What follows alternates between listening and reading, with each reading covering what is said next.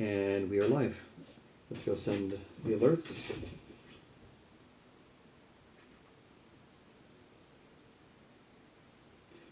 And can you pull up a screen to make sure we got it? Yeah, I have us up. Cool. Sick. And it is going through. Nice. Love it when it's actually working, you know? Yeah. Let me pull up a chat here so I can have the chat open.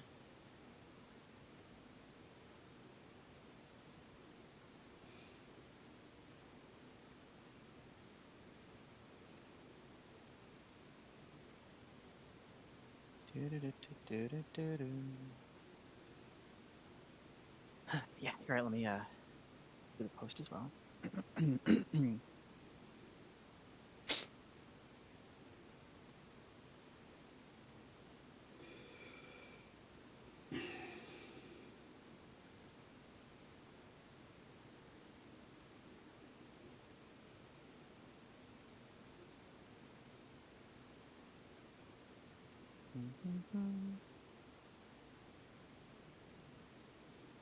I hope Dr. Nick joins us. Yeah, that'd be kind of cool. And let me send it to some other groups.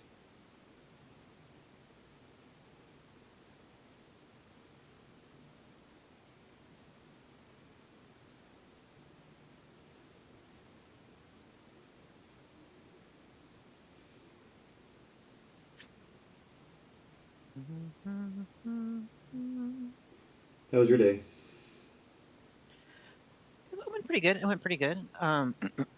More surprises by Etsy, but have to work through those. I get you. Not a big fan of surprises. Yeah, Really, am not. neither am I. Like, But you know what? It makes sense because you and I with our unique line of work is going to come a unique line of problems. So if we have unique problems, I mean that probably means that it's working. oh, Ruiz is here. Hey, Ruiz. Hello, Yeah, Ruiz. Hello, hello. you're right, though. We have all the major problems of a major theme park and a major zoo. Yeah, perfect. Absolutely perfect. No better line could reflect. Exactly. Except, when the rides go off, the Pirates of the Caribbean don't eat the guests. That's a oh gosh, masterpiece. It's a, It's so funny because we could see it like 10,000 times, and every time we see it, it just gets better and better each time. Like it's just fantastic. I know, it's a great movie. Okay, Welcome everyone. Welcome, welcome. welcome. Don't forget to drop a hello in the chat. Yep. Giving everybody time to. Well, actually, this is not going to be sort of. This is sort of a more going to be a chill night. Usually, we like to go with a couple of topics and stuff like that, which we discuss while we work on our projects. But we understand that this is like the mid like finals are going on. It's a really chaotic time of year, especially for academia. So we're just going to take this time for everybody. You don't have to work on projects. You have to work on anything, or it's just a chill night to Yeah, relax and just kind of definitely just take a load off because it's exactly. stressful. We do understand. Yep, and this is going to be fun for me to kind of take my brain off, what I've been doing. My finals are doing good, don't get me wrong. I have a lot of cool things I'm learning, but it is time consuming. I'm doing a 3D animation and a 2D animation at the same time. Don't get me wrong, I'm learning It's a it's lot. it's mentally draining. It's mentally draining, isn't it? It is. But again, like I said, I can see the benefit of already. Like, I am very much warmed up right now. And I've been drawing all day, so my arm is like not as dead as I thought it was going to be, mostly because they have the giant Cintiqs, which allows me to use my shoulder. Also, make sure to stretch, Yeah. folks. Like, I can't stress it enough. If you're drawing for long periods of time, take a break, step away, touch your toes, grab your arm, your fingers, and pull down on your wrist, and pull your hand straight out, and just kind of feel that tension there. And do the same thing but reverse by pushing your other hand up and pushing your fingers up to the sky, and then pushing forward with your arm.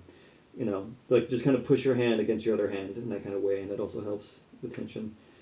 But yeah, just reminding myself to stretch and drink water. And what's with the and where there's one I forgot what it's called. It's like the 5-5 or something where you look at a specific amount of distance away for a specific amount of time to be able to relax your eyes because some of us are staring at a paper or a sketch or a computer for long hours. So you want to be able to give your eyes time to relax. So you don't want to strain the muscles behind your eyes. That will give you a headache. Take care of your eyes. they are doing just as much work as your hands are. You want to be able to take care of those just as much. Don't Exactly. neglect that. Exactly. But yeah, with that being said, though, I'm excited to get into this topic. But actually, it's funny. Normally, though, we kind of wing it, and I think this is one though we both kind of have an idea of exactly what we want to do. It's so excited for this one. This is gonna be so fun. Like I really, again, folks, like I can't stress enough. It's gonna be really exciting for me to share with you the idea I had for Diablo. As you know, folks, Justin and I are doing our own takes on the Primal Rage characters. Diablo is a very iconic Mm-hmm. one. He's a classic red fire-breathing T-Rex, very hardcore. Justin's gonna really take it in an interesting direction, channeling kind of like if he was concept arting this and making models for like a fictional '90s film that never happened. You Um, got it. I'm kind of going in more of a uh, Spec Evo future animal kind of aesthetic, trying to channel the essence of that monster into something more organic and more, I guess you could say, naturalistic, less monsterified, but something still keeping that attitude. Yeah. It really gives you two different medias, two different perspectives, two different um because what it helps to show you is that there's no right or wrong way of doing anything. There's just different ways to be able to get there and different ways that things can come out.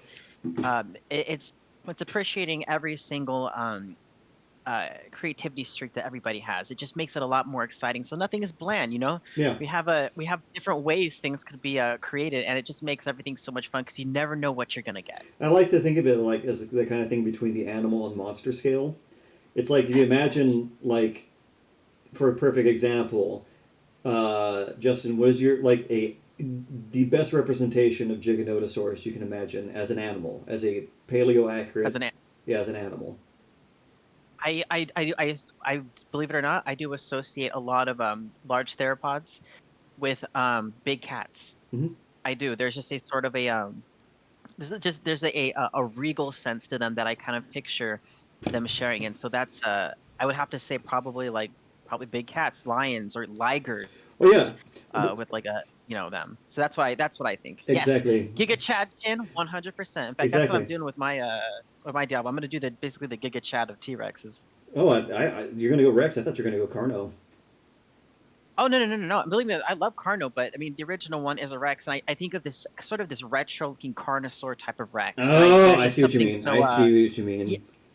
yeah. So why not beef him up a little bit, you know? But what about you? Tell me yours. Tell what's Oh, going on okay. in that evil brain of yours. Oh, okay, cool, cool. Folks, I have something really exciting. So the idea for Diablo came right immediately right after our last session. I was with Justin. After we usually kind of talk a little bit after we stream, just kind of oh man, that was really cool, and kind of catch up on what we were doing and just see how we've been doing outside of this. But I was so really jazzed about the design for Vertigo that it really got my gears turning, and I really thought it's like what can I do for Diablo? Because I gave myself a stipulation. I'm not going to use any dinosaurs in Hmm. my design other than non-avian dinosaurs. I can use birds, which are which is cool. But again, I want to put in the presence of that these are animals in the far future, kind of paying homage to the lore that these guys came in the in modern day and became beast gods. So I was trying to think about like a future Earth, like a new Pangea, and I was thinking about the kind of animals I could play with. And one thing came to my mind streaming is like, well, I need something that invokes T Rex, but something that's not a Rex. And there's a lot of creatures I could have Hmm. done. I could have done a giant Komodo dragon-like creature. I could have done a land croc, re-evolved a land croc. I could have done a giant predatory bird, maybe, with a large bone-crushing beak. But I kept coming back to the idea. It's like I want to do a mammal. I want to turn Diablo into a mammal. I really want to play with the idea of like turning this very tyrannosaurian thing into like a mammalian predator. And then it finally hit me. I was like, well, what mammal can I do? I can do a lot of things. I could have done a canid. I could have done a civet. I could have done a hyenoid or something like that. And then it hit me. I'm going to do a Dasyurid, as in I'm going to turn Diablo, and it's already in the name, which is kind of perfect. I'm going to make my Diablo out of a Tasmanian devil, as in I'm going to make a Tasmanian devil that has come to mainland and has evolved to fill the niche of a large apex predator. So I'm going to have my Tasmanian devil be huge, like the size of a giant short-faced bear. That is so exciting. So it's going to That be a is huge predatory marsupial that has re-evolved like large size in this new future timeline. So I'm gonna have Yeah. my Diablo be that because they look very Rexy. Like, let me put an example of like a reference picture I had.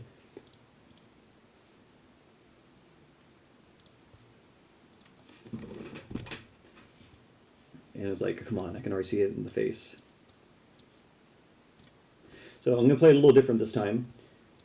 Since I already had kind of something in mind, I'm just going to still break down the shapes, and then I'm going to do some more silhouettes to kind of get an idea of like what the creature's anatomy is going to look like. But yeah, so I'm going to get started right now. Justin, you ready? I am beyond ready, sir. Let's do it. Let's do it. Okay, let's go. I'm going to pretty much do a breakdown first and just kind of get an idea of like what is Diablo's main shapes. Sure, Ruiz, go ahead. Tell us what your plans are. Feel free to share what you feel comfortable with.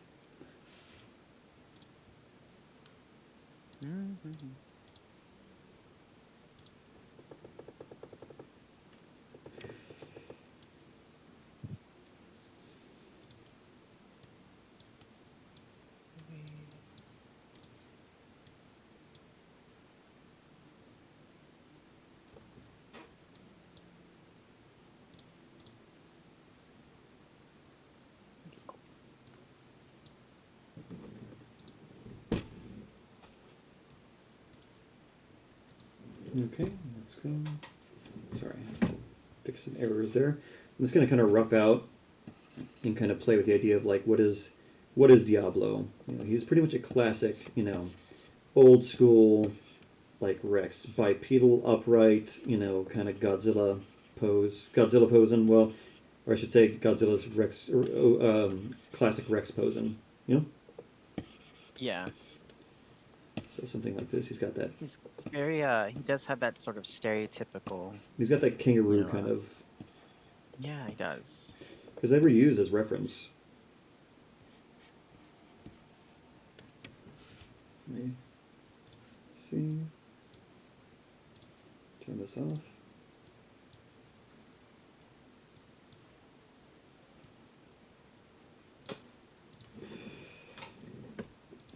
So like I said, I'm just kind of getting an idea of like this creature. As I was saying earlier though, like I was thinking of like, it's good to kind of have a balance of things, or like something that's like, there's a scale between like what is the monster and the animal, you know? And to recognize when you're sliding into one or the other, you know? Yeah. Like for example, Giganotosaurus, I should rephrase my question a little bit, like, I know you think of them as cat-like, but I'm saying as an artist, like which artists have, like when you think of like, let me think of like this. I think we've talked about this before, and just kind of reiterate for the kind of exercise we're doing here.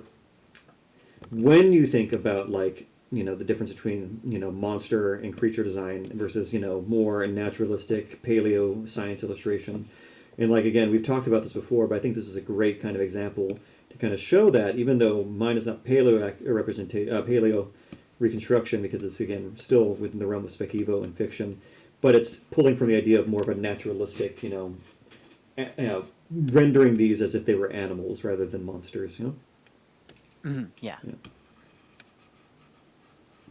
So like for you, what is that kind of line, and how do you kind of navigate that? As far as sort of a naturalistics kind of Naturalistic versus more monster, like when you're rendering like kind of a more monstrous version of a creature versus like something that's more, I guess you could say, animalistic. You know, one big thing that is sort of a telltale, like a technique to be able to differentiate the two is if you guys remember, do you remember from Jurassic World when Dr. Wu says exaggerated predator traits, and with the was it behavioral characteristics that are like with the corresponding it's like, you know, like exaggerated predator features with the like corresponding like behavioral traits. Yeah. So it's like usually what I'll do is if I make something that's a little bit more monstrous, I exaggerate what would normally be used in its behavior. So if it's going to be a little bit more monstrous, more ferocious, claws, teeth, things may be a little bit more messy or a little bit more jagged or a little bit more accentuated, versus something a little bit more natural. If I wanted to go for something a little bit more realistic, things would be softened. I'd make things, I wouldn't say something seem friendly, but I would give the impression of more of Subdued. that you have to take into consideration that this animal, when it's not hunting, it's just docile. It's doing nothing. You know, it's Yeah. just simply walking around doing its thing. So I try to you would channel the more uh like what it would do in its normal time and not when it's not like, if it's not being a monster. Being a death That's kind of like, machine. yeah, exactly. And so, you're not going to get all these crazy you wouldn't get all these crazy claws and monsters and or teeth and scales and all this type of stuff. You'd get something that are not as just not as harsh, Yes, you know? I agree. Also, it seems Ruiz had told us about his things. So I Oh yeah. have always wanted to dabble into mature animation like Samurai Jack, so I've decided to make a two-part series on the TMNT, but with their comic book personalities and the violence. Basically, M-rated TMNT miniseries. That's pretty cool. Cool, cool. It's like the Ninja Turtles, but like the original ones they did when they were like more edgy. Hmm. That's gonna be fun. I think someone's yelling outside Oh right now. no. Drama.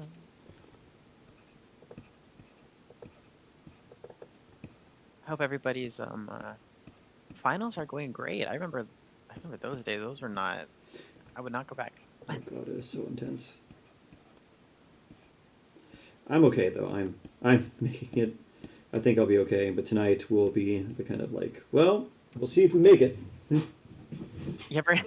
Yeah. Don't you hate those moments where you're just like, it'll be fine, but right now it's gonna be hell. Exactly. But I will say though, once you get on the other side of this, the things I have learned in my classes are going to be really cool to implement going further into the future. The learning is always the payoff. Yes, it It's fantastic that is. way. Black-eyed Acro, hello, hello, welcome, welcome. Hello, Acro. We are doing Diablo from Primal Rage, and if you missed it, Justin's doing kind of a... Oh. Nice. Oh, Solante's here. Cool. Welcome, everyone. Rui says, also my group and I tested how we would sound in our roles. I'm playing a dying John Hammond and Nick Van Owen. Cool. Cool, cool. Nick Van Owen.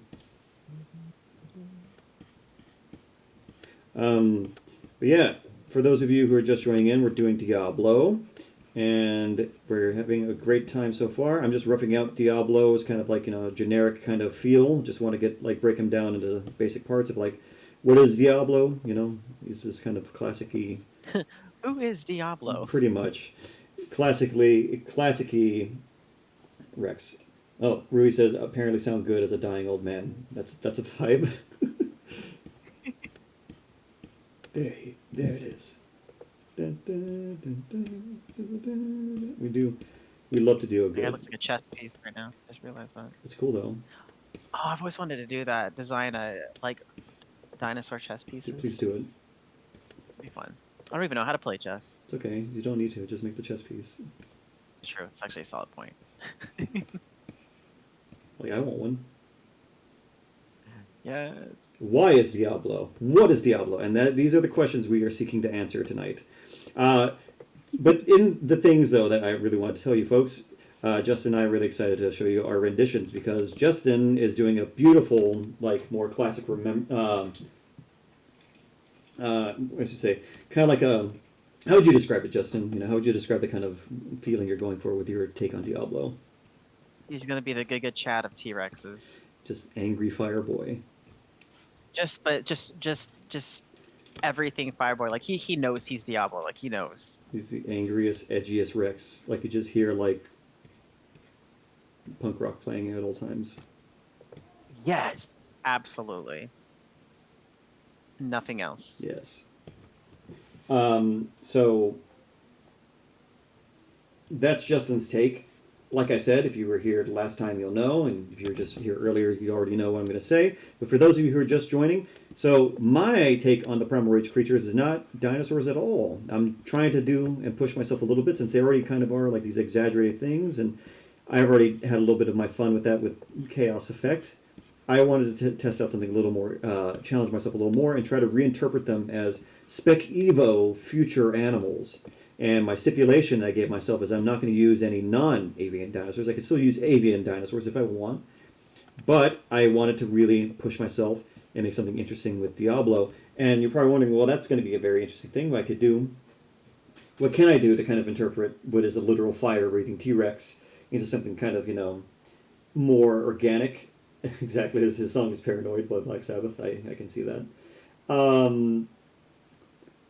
I wanted to play with something, and I had a lot of choices. I could have done a, squamate.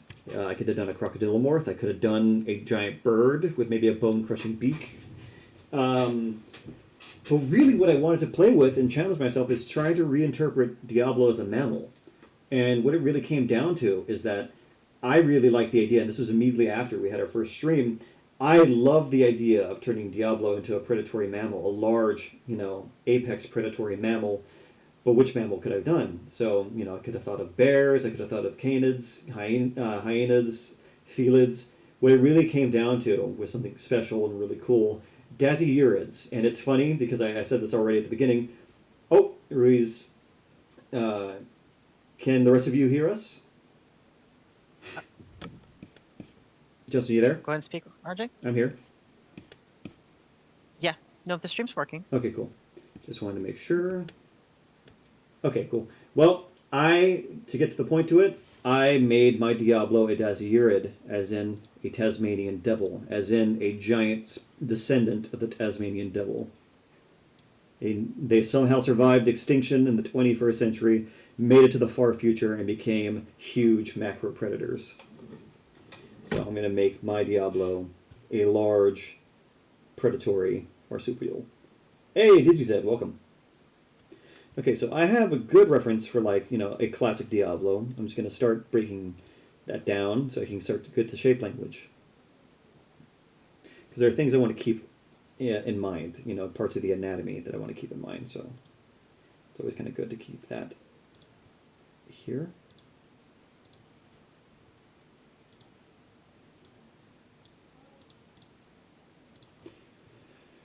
Okay, so I'm going to start marking off important places. So the head will be, the neck area and part of the tail will be in red. And again, this is just kind of for me to see the shape language, what things I want to preserve, what things I don't. And this is just kind of me having a visual record of things. Kind of a reference, making a small little reference for myself, like a key. Oh, yours is looking great, Justin. He's my retro boy. It's going to be interesting to see what you do to differentiate from Sauron. Is that the dragon? No, Sauron is like the yellow... Sorry, not the dragon. I'm sorry, I'm thinking of Lord of the Rings. This is true, though. Sauron is the yellow... Sauron is the yellow one. Yeah. The palette swap. I was to say, technically, aren't they the same thing? Yeah, they're the same thing, except Sauron's bigger. Well, that's kind of fun though, because you get to that turns into a sort of a darn it, what's the word I'm thinking of there? There's a sort of character that comes into character design, especially having to make differentiation of personalities within a fictional creation. Sauron is like very gluttonous. He's like a giant behemoth of a Rex. Make him a chonk. Yes. This guy's just gonna be muscular. Muscular, ooh, like lean, edgy boy. Yeah, this guy telling you he's the Giga Chad. His name will probably just be Chad. Chad Diablo. A little bit of a strong nose right there. Oh, Black-eyed Acro said you could do a different old-fashioned T-Rex. This is true. You could do like a Zedniak Burian T-Rex, which is like those old school 60s paleo things. That'd be fun. Okay. So many opportunities. So much you can do. So much to see, so much to do. Okay, So I'm going to mark out the limbs. So little to see, so much time. Yep. Strike that, reverse it. Again, this is just for me to kind of have reference of, this is the thing, the landmarks in anatomy to kind of keep in mind. Again, it's just a classic, Rex. And I think it's kind of poetic because these old school dinosaurs were like based off like marsupials for like their stance, like kangaroos. So I think it's just kind of poetic to kind of bring it back to that.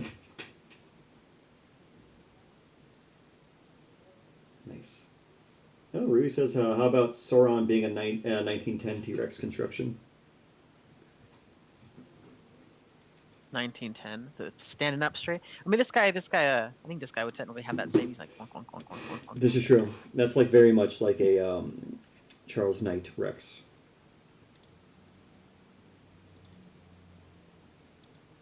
I'm gonna give this guy face. By that I mean personality. There we go. I'm not gonna hit him up, but Give him like those intense evil eyes. He's got those big brow ridges. I'm gonna get. Yeah. Oh, I was thinking about these earlier when I was eating my food. I was like, I know what I'm doing. I'm excited for this. Cool. I've been looking forward to this one like for a few days. Not gonna lie. This is gonna be fun. No, so am I.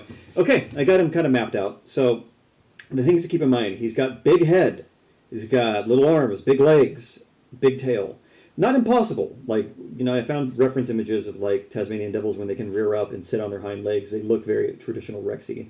But mine is going to be a little different. So this guy is very much a pursuit predator. It's more going to be quadrupedal, but can rear up and, can, fight, defend itself, and hunt using its large arms. Very much inspired by like Thylacoleo, the marsupial lion, except I'm kind of going for more of a bone-crushing animal. So like a large marsupial bear almost.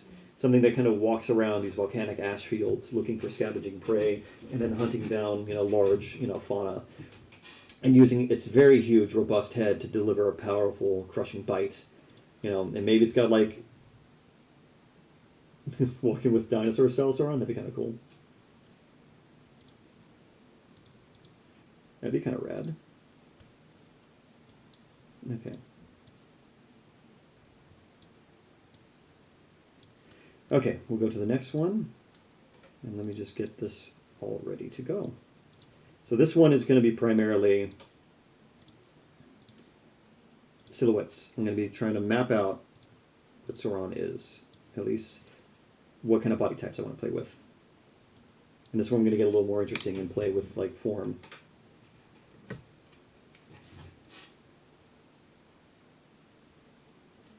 Let's save this on my computer. Always save your work, everybody. Save your work, save your work, save your work.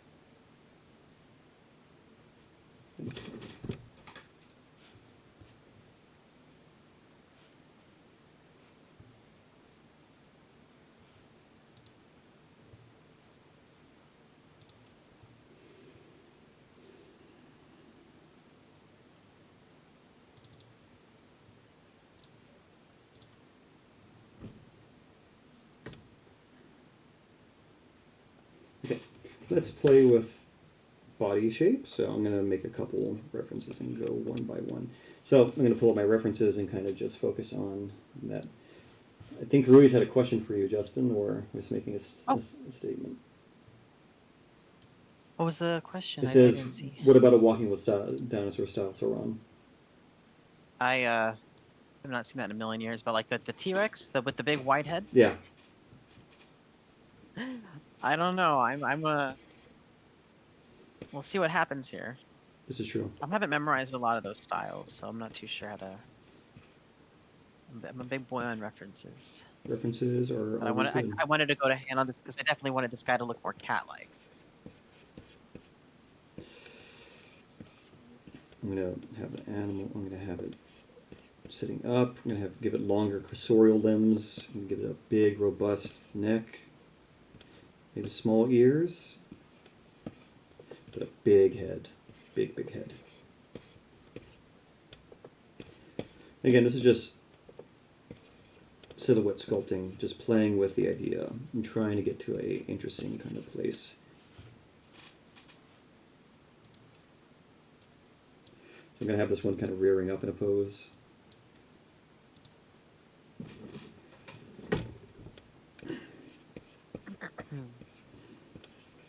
Gotta put some eyes in there. Sitting on its haunches, so it's like sitting on its legs, and it's got a thick kind of tail counterbalance. What kind of eyes does this guy have? Does it just yellow? It's just regular yellow eyes. He's got like a kind of a cat pupil, like he's got the vertical slit eye, like a snake eye or something. Gotcha. All right, let's see what I can do.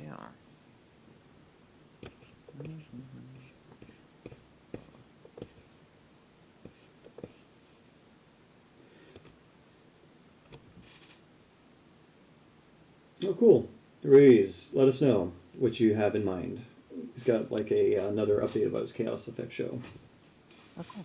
Yeah. There's one. Kind of just, sitting there, but I gotta get a little more loose with the pose.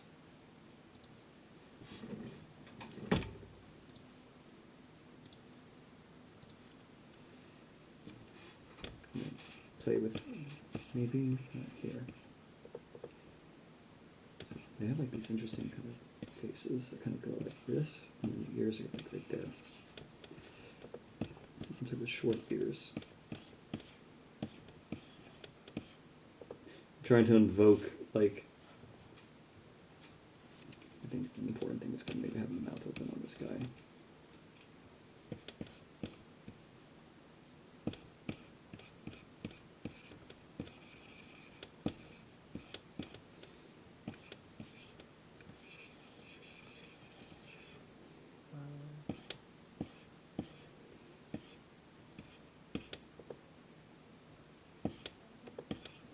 Maybe another pose where it's rearing up, but like in a different way. Maybe like one leg touching the ground, the other like kind of up. The other leg like this, the other leg up like that. Oops.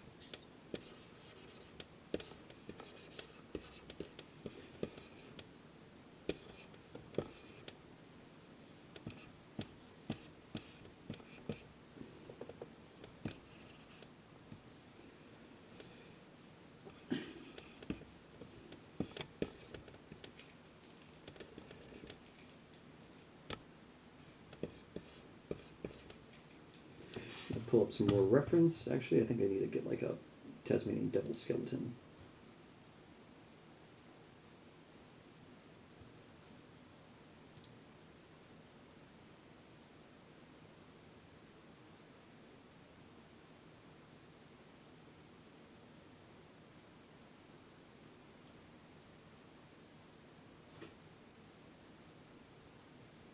Justin, you there? Yeah, what's up? No problem. It just got really quiet on my end. I'm like, oh wait. Oh, sorry. No, you're fine. Focused. You're fine. You're fine. No, you're completely fine. I just want to make sure. Wait, we still here? Oh, Ruiz had something to say. I spoke with my group, and we aren't holding back with the violence. And my ideas for a darker, more grounded, yet wacky Chaos Effect show. So my sort of screenplays will be made into animation, and trust me, the screenplays have some prices. That's cool. If you ever get a chance, feel free to drop in the Discord. Let people see your work and whatnot, if you want, if you feel comfortable. There's no real rush, but hey, we're always here to give advice and feedback if you want. It's all fun and good.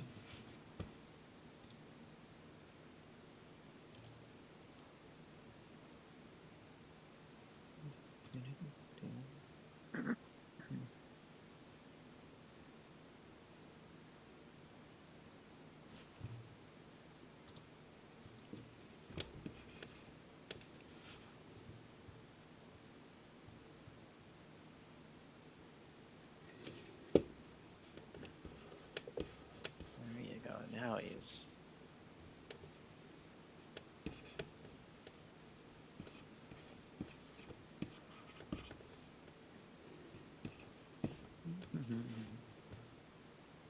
Okay, I'm going to put this down. That's another one. He's really got to have that. I think the thing that's going to be the thing about it is he's got to have really like pronounced back limbs. So maybe this one can rear up and has like maybe more of a kangaroo like kind of body. Oh my goodness, my throat. Something kind of like a carnivorous, large carnivorous marsupial.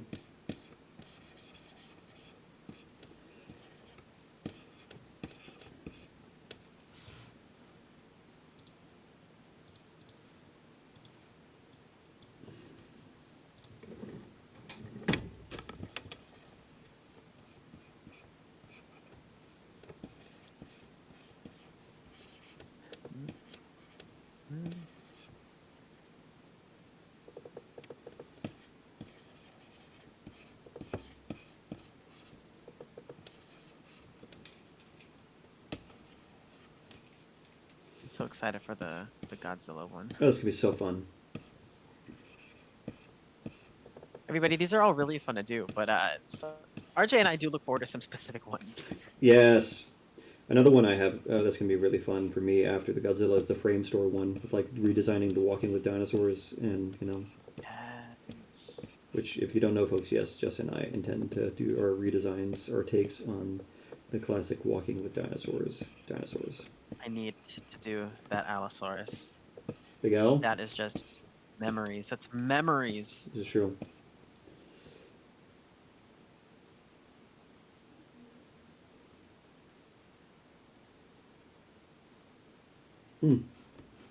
Justin, this might be an interesting question for you to answer. Rui's had one.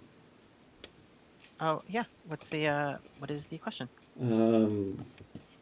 Could you read it, or? Well, yeah. It says, okay, I do need some advice.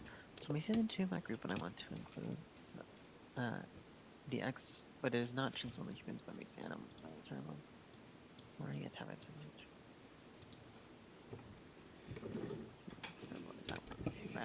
You know, here's the thing. There's literally nothing too wacky. There are people out there who have crazy ideas. If you have an idea and you like it, just go with it. Just totally go with it. If you have to find a way to make it work, if you're getting enjoyment out of it, and if whatever you're doing, if it's wacky, you know what? We need more wacky in the world. Just go. Well, in a creative sense, so, not wacky people, wacky creative ideas. So just go for it. Yeah. If you like it and you think it's a good idea and it's fun, expand on it. Build a story around it.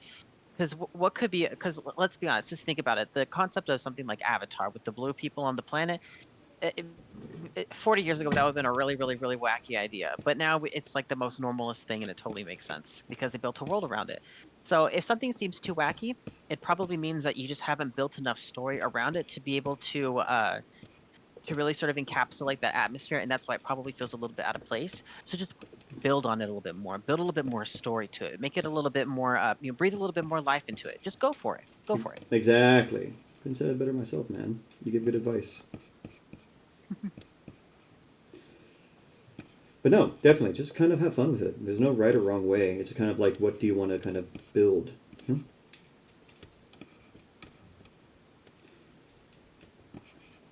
Isn't that right, Justin? 100%. You know, what is the? I guess the overall question is, what is the story you are trying to relay? And then it'll all just fall together. It's basically just filling in a couple of just filling in like the plot. What is the plot?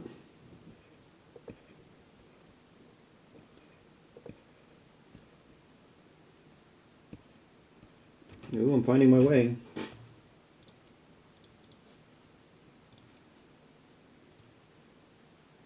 I like the idea that I can like rear up and like have this cool threat display. Mm-hmm. Yeah, feel free to tell us whatever you want, as long as you're comfortable. Never feel like you need to tell more than you want. But it's up to you.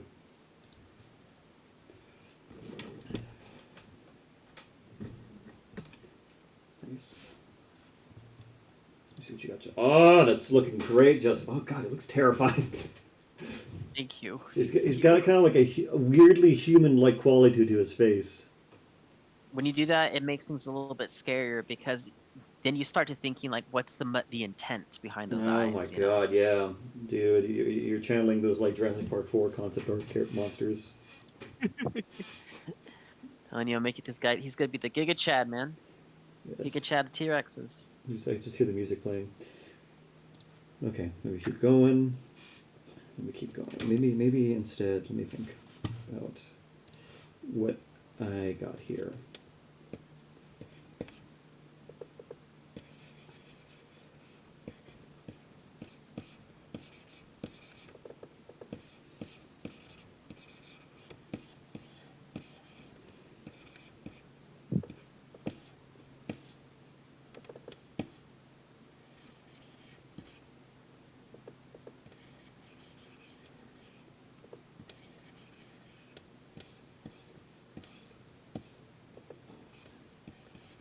Oh my God, this idea of making it like a predatory marsupial, Terrifying that sounds. But like I'm putting it on two legs now.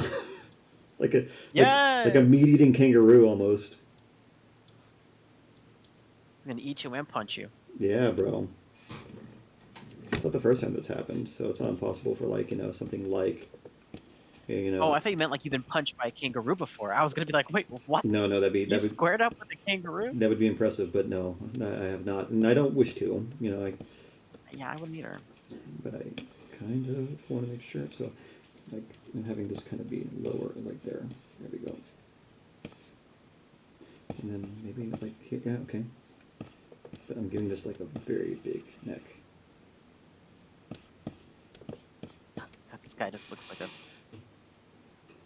like a Chad. He's just like. Risa season 1 episode 3 would set up the DX and it would infect the Marcus Spinus in season 1 episode 7, the fire episode. And so in season 2 DX would be the main threat, and it would be eventually the thing that kills the hybrids and the feral humans, like the hybrid humans. By the way, the Amargus Spinus would be the main villain, as well as some herbivores. Interesting. It's good to show like some herbivores some shine and make them more threatening. Yeah. Our boys don't get enough love. They They don't. really don't. And I will take accountability for that too. I don't really make herbivores that often either. But when I do, they're fun. Yes. I guess you need to draw more herbivores, man. I really do. I don't know what it is. I think what it is I don't know actually. Actually, I think what it is I've never just been given the opportunity to. Do it. It usually comes down to that. Have you noticed? Yeah. I need to draw more herbies too. They're very important.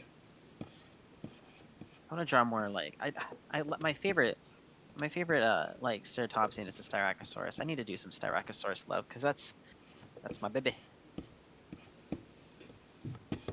Yes.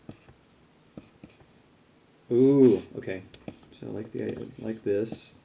Long back legs, kind of, so it can like move around, maybe bipedally, could hop around.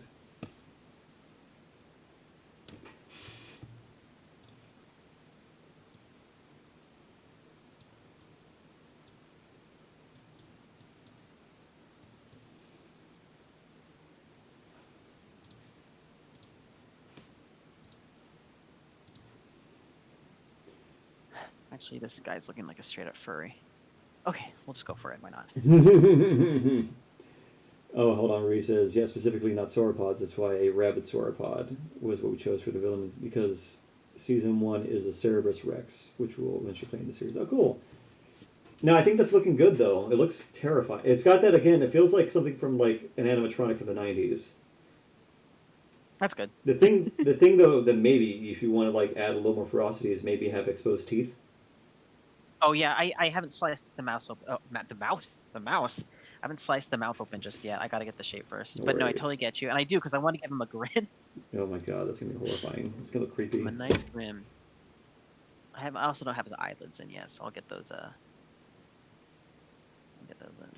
And Maria says everything's connected. The best part we don't have to worry about it because it's an alternate universe. Hey, that's good. We need more alternate fan fictions of Jurassic. Play with it. Do cool things. Yeah, I haven't seen Carnosaur, but it's giving me Carnosaur Rex. Yeah. Okay, so RJ, you've seen Carnosaur. I have seen Carnosaur. Okay, so it's been a minute since I've seen it, but it wasn't called the dinosaurs in there were not.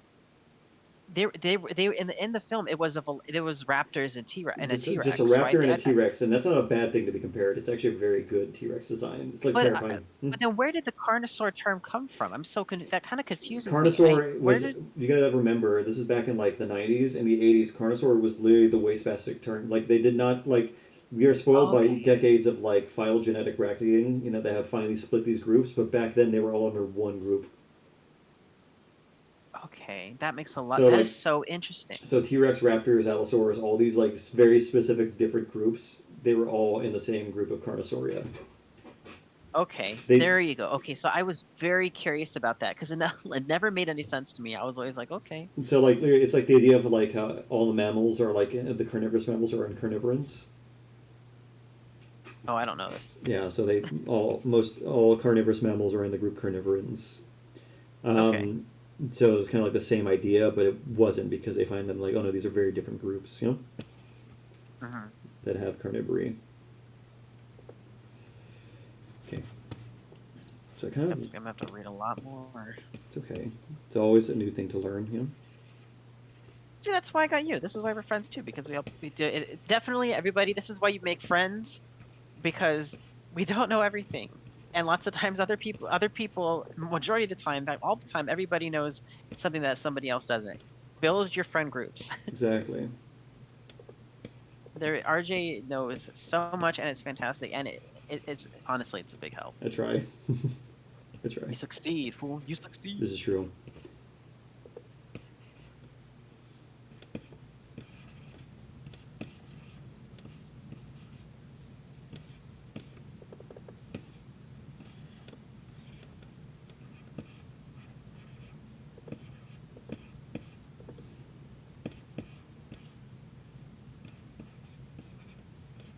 Yeah, Ruiz, what's your question?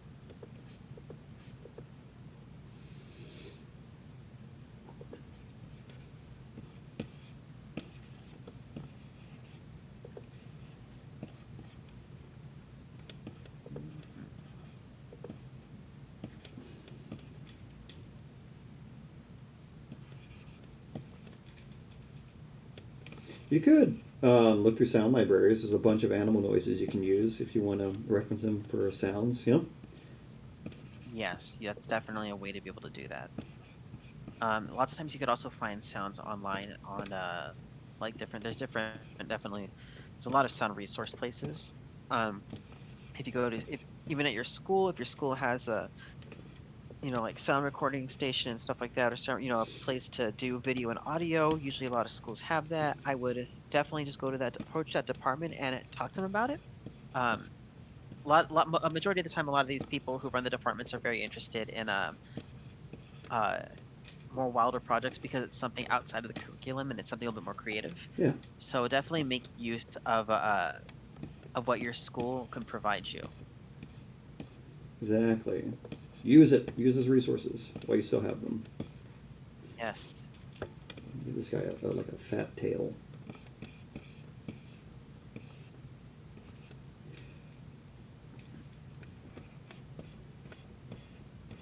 Give this guy like a huge head. And have this guy kind of...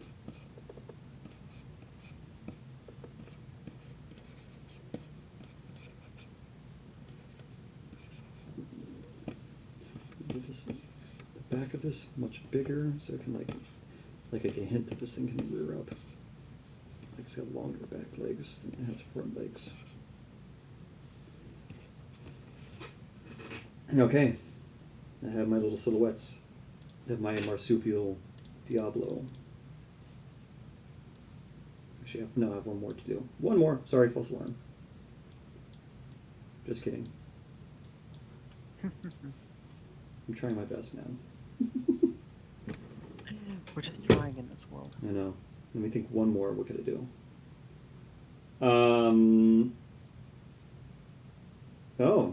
Do you have any suggestion what I could use for echolocation? Because the Paradidonic is used as echolocation. Well, if I were you, I would maybe a suggestion look at animals that already use echolocation, like dolphins and bats and some birds. But if you're using the Paradidonychus, there's already a sound designed for Parasaurolophus based on the sounds they can make from their horns. Maybe combine those feelings. Maybe do some research on actual echolocation and Parasaurolophus trumpeting, and kind of meet halfway there. And speculate what that would be. What it comes down to is research. Yeah, research, exactly. because the thing is, we do not know your project. No one's going to know your project better than you do.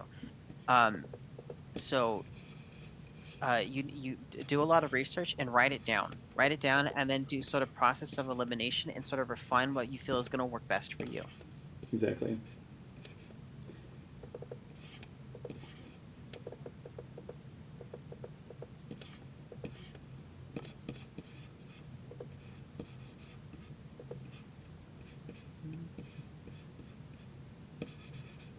Now I want to watch Carnosaur. It's not it's still a very cheesy movie, but I love it. Oh, it's so cheesy. Are you kidding me? It's beyond cheesy. It is. But that's part of its charm, though. Who did the, was it the Kyoto brothers who did I the know, animatronics for Carnosaur? Who did the animatronics for Carnosaur? I know. Laura Dern's mom was in the movie. No way, are you for real? Yeah, What a riot. it's interesting. Hold on, I'm gonna give this guy more of a neck. He doesn't have one as much as I'd like.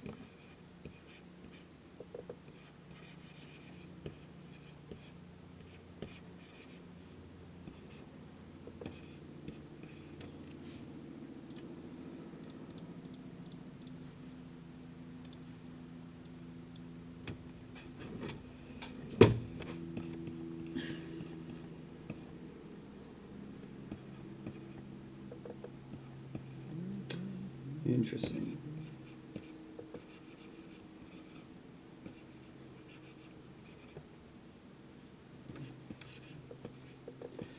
Body like this. Put it down like this.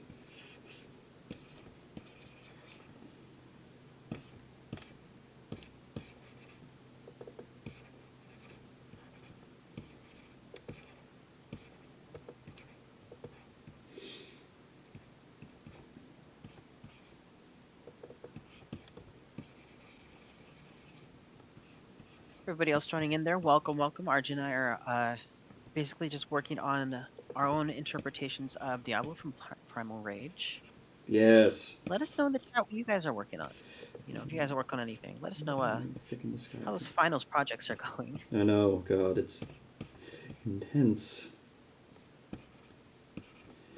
I'm trying to get this animal to convey it like it's a heavier, bigger animal.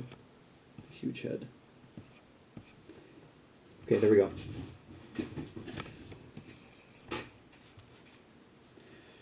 Now I have my silhouettes done.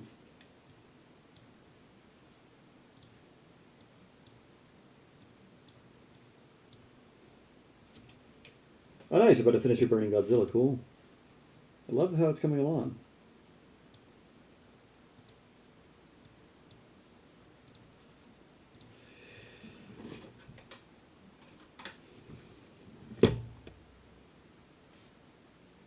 Yeah, Carnosaur did come out once before JP.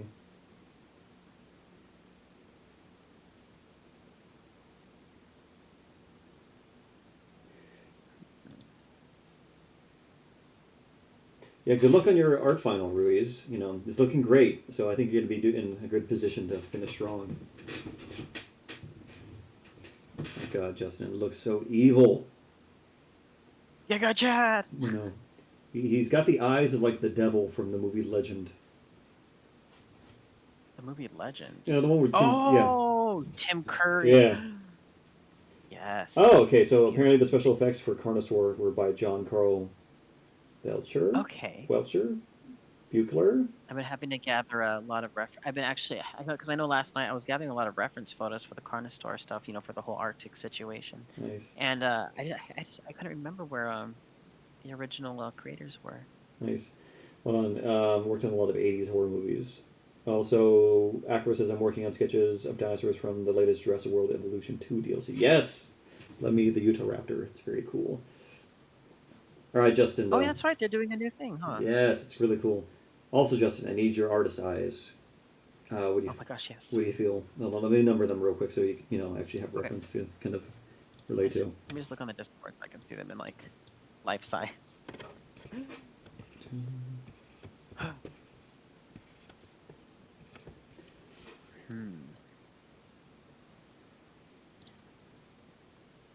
Audience chiming in. Also, definitely speak in your not speak. Chime in. Which number that you like of RJ's silhouette sketches here? Yes. Try to like.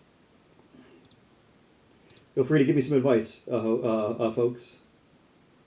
Personally, I like the 3 because there's sort of a very a chase aspect. Same thing with 5. 5. Okay, I'm gonna be honest with you. 5. I'm digging 5 because it's giving that T-Rex, or the T-Rex kind of like roars, but it's all, you successfully did it to where it's doing it on 4 legs, so there's something so cool about it. Okay, I was thinking like 4 and 5 are great. Ooh, yeah.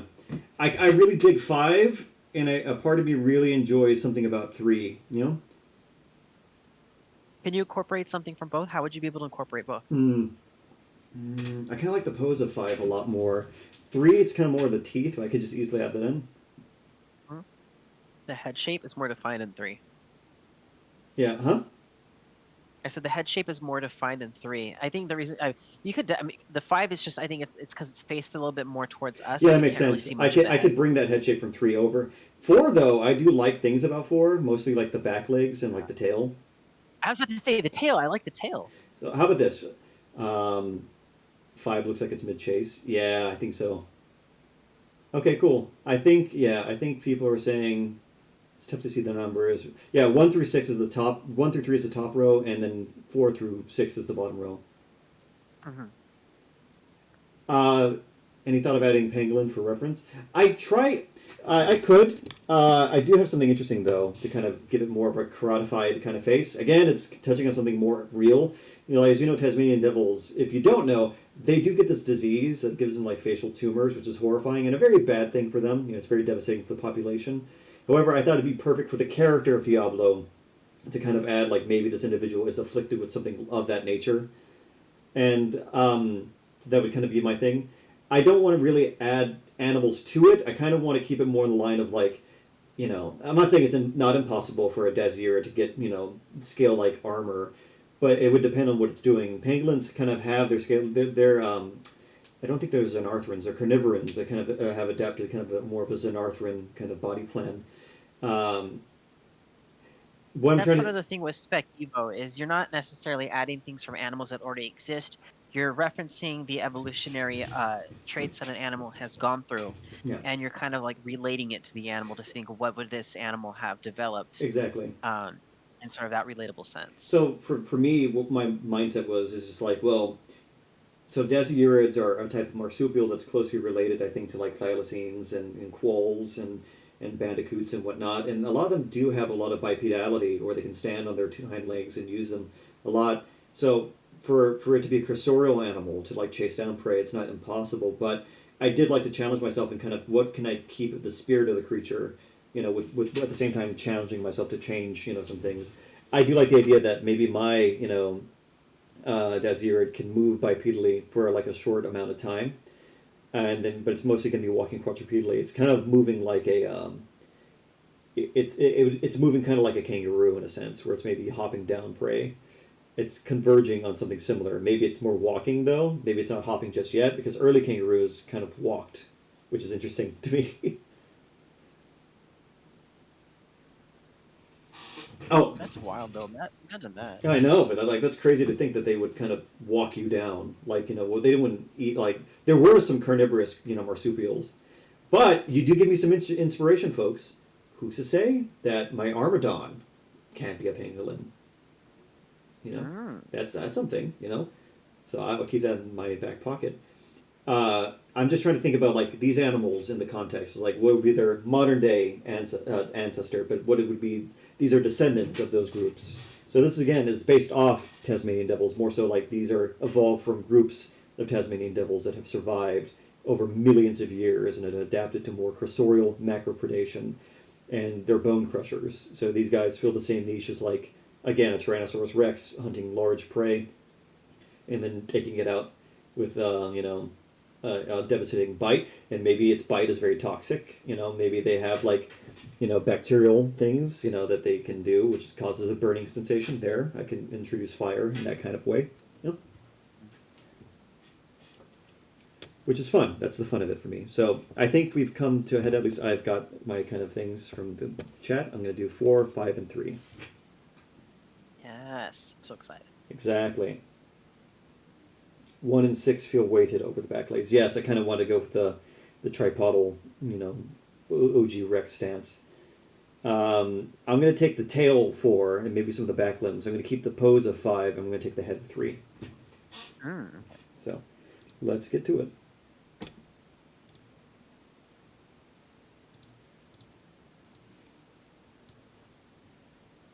And this is the fun part of it for me, you know.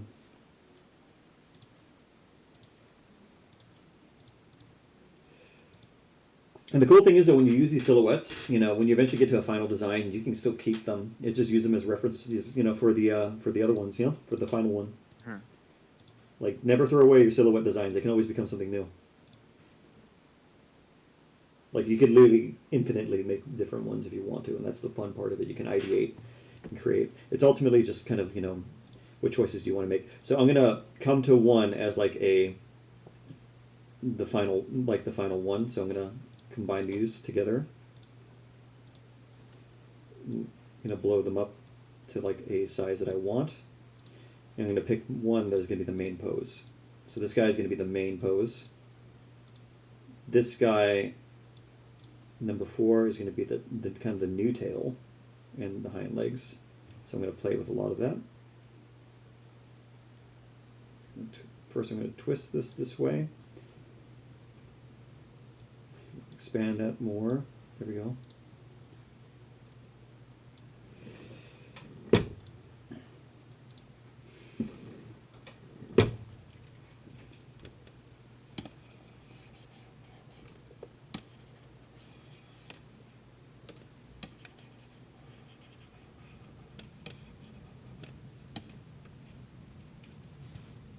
Maybe that's looking good.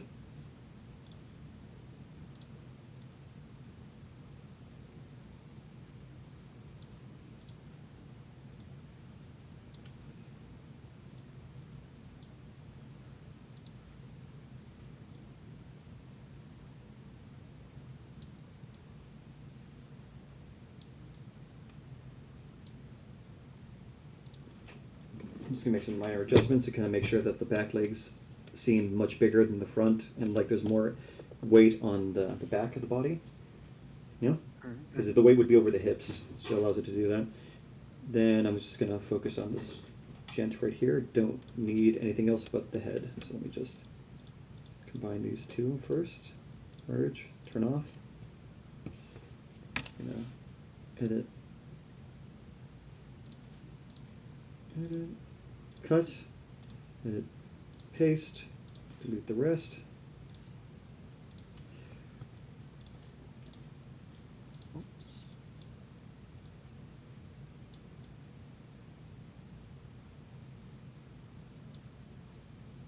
And keep playing with this real quick. I just gotta kind of make some adjustments. The cool thing about Dasyurids that I've learned is that they have a wide gape of the mouth. They can open their mouths super wide. Like, you ever seen a thylacine, the Tasmanian tiger? You said they were related to the That's right. That's right. Yeah. So it's like really cool to kind of see that, and I think that's very cool to kind of play. Rudy says Justin, yours looks menacing. It just looks so terrifying. Thank you. Thank you. He wants to steal your lunch money. He does. He's a very bad boy.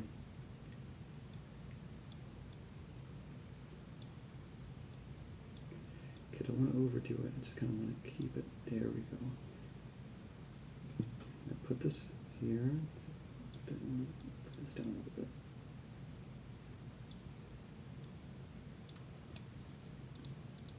There we go.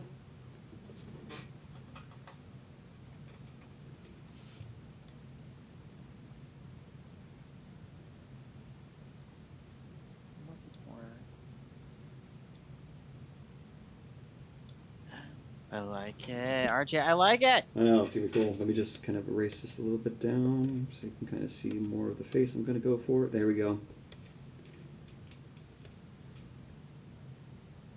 Yeah, Thylacoleo's teeth, the kind of, teeth adapted for bone crushing, for like shearing and whatnot.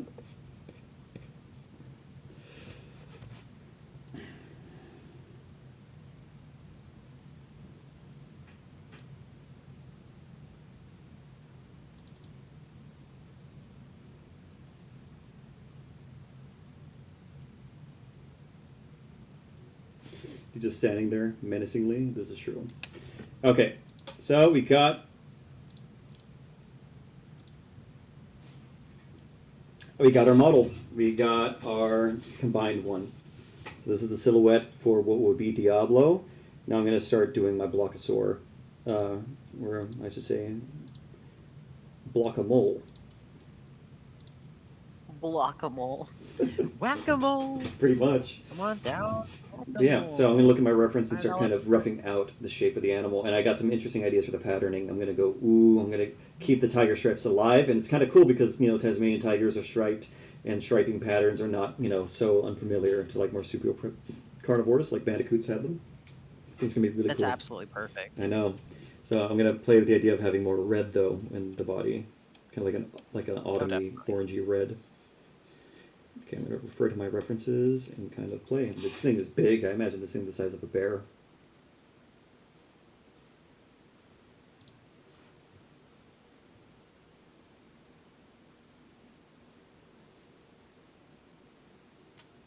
So I gotta make sure the legs still look pretty sturdy. Like even this thing is like big, it still can rear up.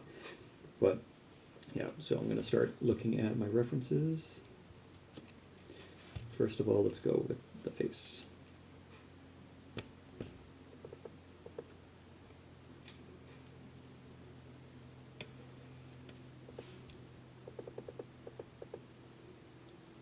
Save this reference, and then I'm going to put this down.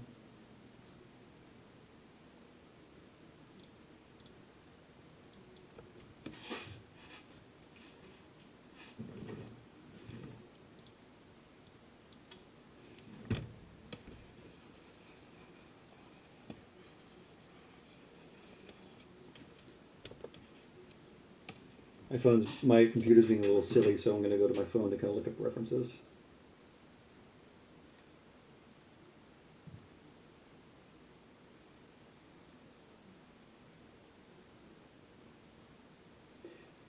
Need that Tasmanian devil's skull to kind of figure out the anatomy.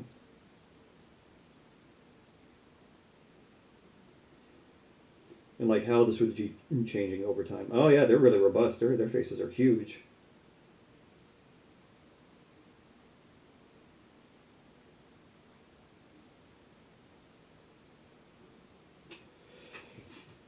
Okay, so cool.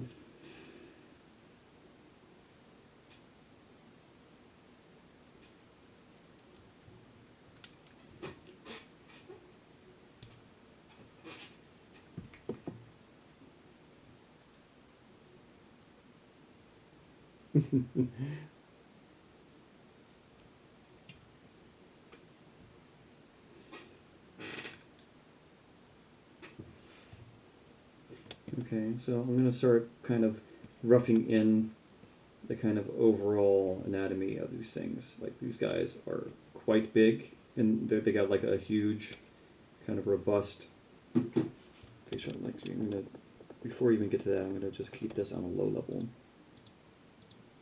58. Make a level above that. Here we go.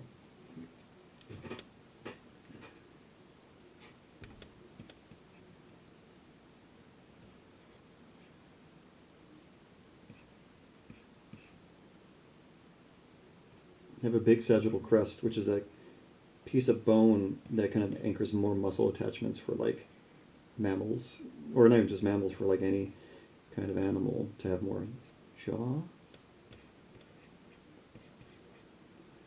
Just kind of sketching from what I see. So the thing is, it's going to be like this.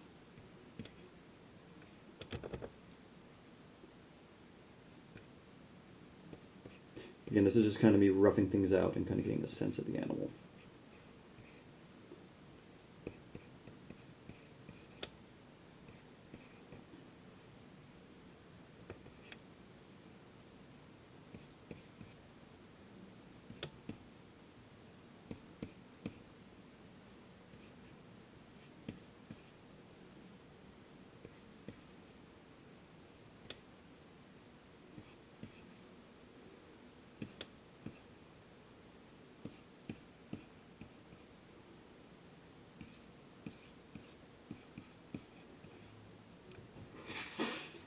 Okay, let me see. And it's good to always have, references from many sides to kind of get a sense of like everything,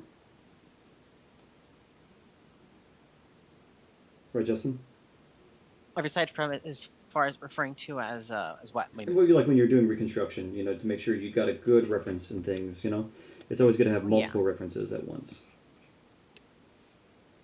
Yeah, you really want to do like a reference wall, which is just basically just like a collage of everything, Exactly. Well, I'm trying to For example, right now I'm just trying to figure this guy out, and it's even interesting right there. Let me just try. So like this guy. So my inclination was kind of going more Tyrannosaurid, but it wouldn't actually be like that. Like their jaws would hinge more like this. So even in that position right where I wanted, it'd be more like that. Okay, cool. Cool, cool, cool. And yeah, this will go forward.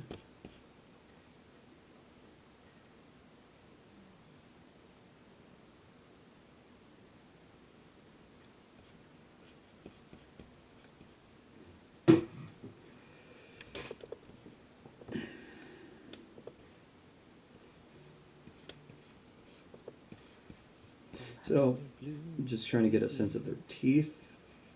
They have these large kind of jaw muscle kind of pits, I would say. Like, it's a huge attachment site. I don't know why, but sloth, yeah, sloth is, I like sloths, are cool. I think they're pretty rad. What's your favorite sloth, Justin? Sid the Sloth. Sid is amazing. Sid the Sloth is definitely my favorite. It's a valid choice. So they. Were you expecting? Wait, was I supposed to say like the Harlan Glown Sloth or something? Or No, your answer is valid. thank you, thank you. It's like my favorite squirrel is that squirrel from Ice Age. Scrat. Scrat, an icon. Truly an icon. This is true. Alright, so I'm just kind of roughing in things, folks. Nothing too, it's not do or die right now. It's just ultimately just trying to get a sense of this animal. You know, what does it live in? You know, again, here's where it gets a little crazy. So I gotta have really, like, pronounced, like, attachment sites for muscles, because this guy is big, it's beefy, it's using its jaw in a very pronounced way, so it would be even larger than, you know, the actual anatomy of, like, the actual Tasmanian devil, because this is adapted for more bone crushing. Mm-hmm. So like something like that, yeah. And then you have something like this.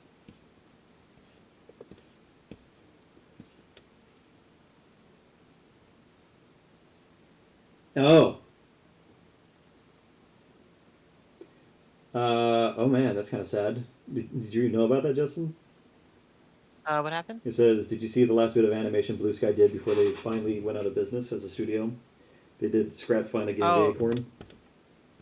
Yeah, I think I saw that. Oh yeah, it was like the farewell to the studio. Oh, I remember that. Mm-hmm. I did not even know that. That makes me sad.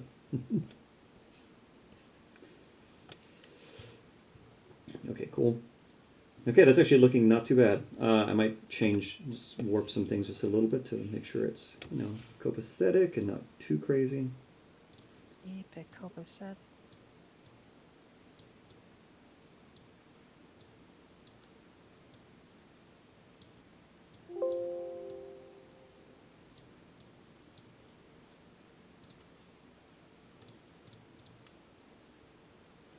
Nice.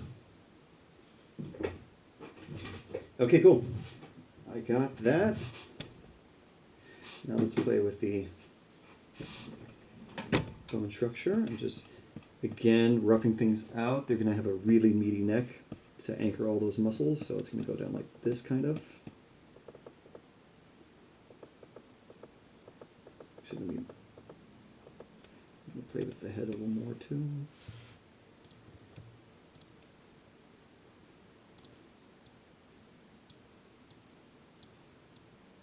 Kind of make it more fit in line with the actual thing I had.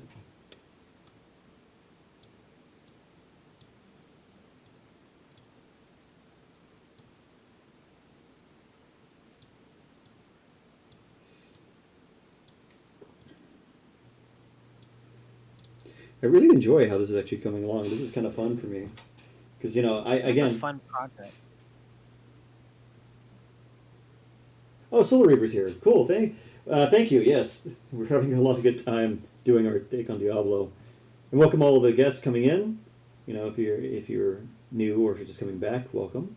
Dude, yours looks terrifying, bro. Yours is like a cat. The Giga Chat. It's like a cat Rex almost. Yeah. Yes. Okay. Good. That's what I'm going for. I want him to look very, very regal. I want that lion look to him. I almost feel like, yeah, I was gonna say, it's like, man, that's pretty cool. Yeah, so let me just Thank you, keep. dude. I'm stoked for yours because, dude, you've noticed that every time you post your spec Evo, it's a fresh take on something. It's something that I don't know if you. I'm hopefully you do know this, but your type of art with the spec Evo is very like high in demand right now. Like it's Think. very huge right now. Well, it took forever. You know, it's a huge, you know, like medium and fan base, and I love it to death. But for me, it's just like it's how my brain has always worked. You know, I've always kind of liked more interesting kind of takes on something conventional. And that, you know, it starts when you're like young, you know, like I was doing like, oh man, what if, you know, my superhero or world was like this, but instead this happens, you know, and it was just like the kind of proto versions of those, you know, that kind of mindset that kind of really kind of helped me figure things out. So when you know, it's a kind of a natural evolution. Funny enough, you know, of course, the guy who likes who's drawing Spec Evo talking about evolution, but no, that's the thing. For me, it was just kind of a natural progression of like ultimately how I kind of world build and how I kind of see my characters and whatnot. So It's very unique and it's very fresh. thank It's you. very fresh. I try. Let me see. You succeed. Thank you. So the spine, their neural processes are going to be like actually high. So the neck would be thicker, and this would go like right here actually. So that means the ribs, the sternum would be like here. And that's the thing. It's always just I got to keep checking my anatomy and my references. It's like, is this right? Am I doing it right? Because right now, like this is right here. The spine would be at the top. And the pelvis is coming in this way.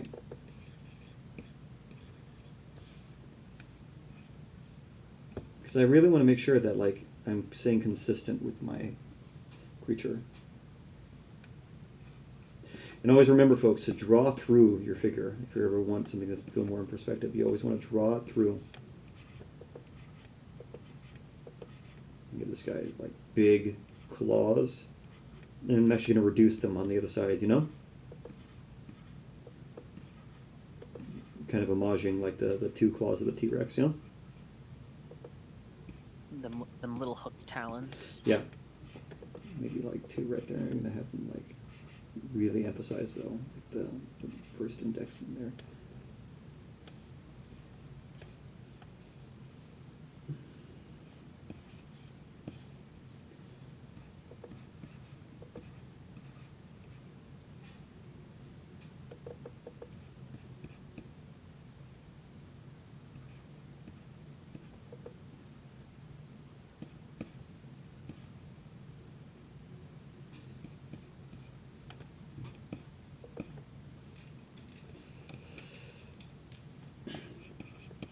So like something like this, and coming in, yeah, and then it'd be the ribs kind of going over that, and like I said, draw through. So this would be actually here. Cool, and this would go up a little more. Nice. Now for the legs, it's going to be really cool. So their legs are a little more cursorial, so they come up more. So you can really just play with the leg anatomy. It's not so different.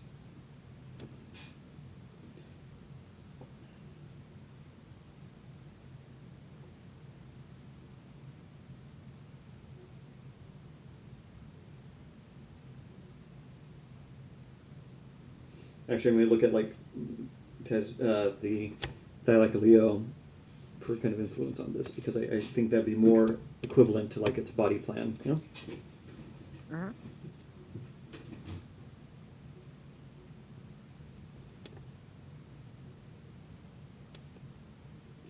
Beef up these bones just a bit. Just make sure people, it's robust, it's huge. These guys are using these massive arms.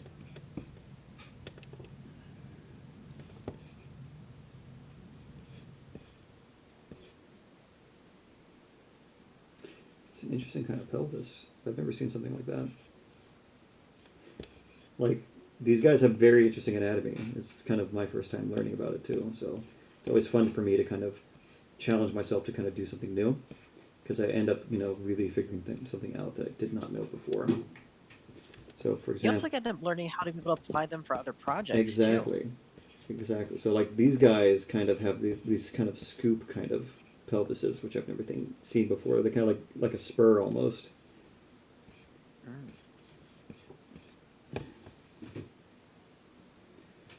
So they kind of look like this, where like there would be a socket.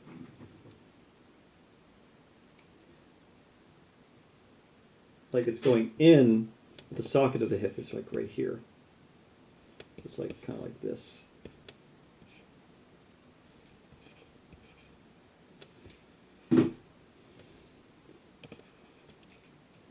Looks like Tyrannops. I can kind of see that. Once I put the integument on the animal, it's going to look a little different.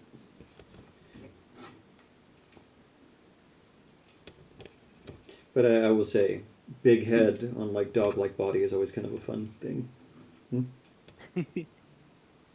Much agreed. Okay, so put the flag. So they're gonna have a much shorter, kind of like. So the femur is gonna be like this length, but they're gonna have a much longer kind of tarsal bone, and they're.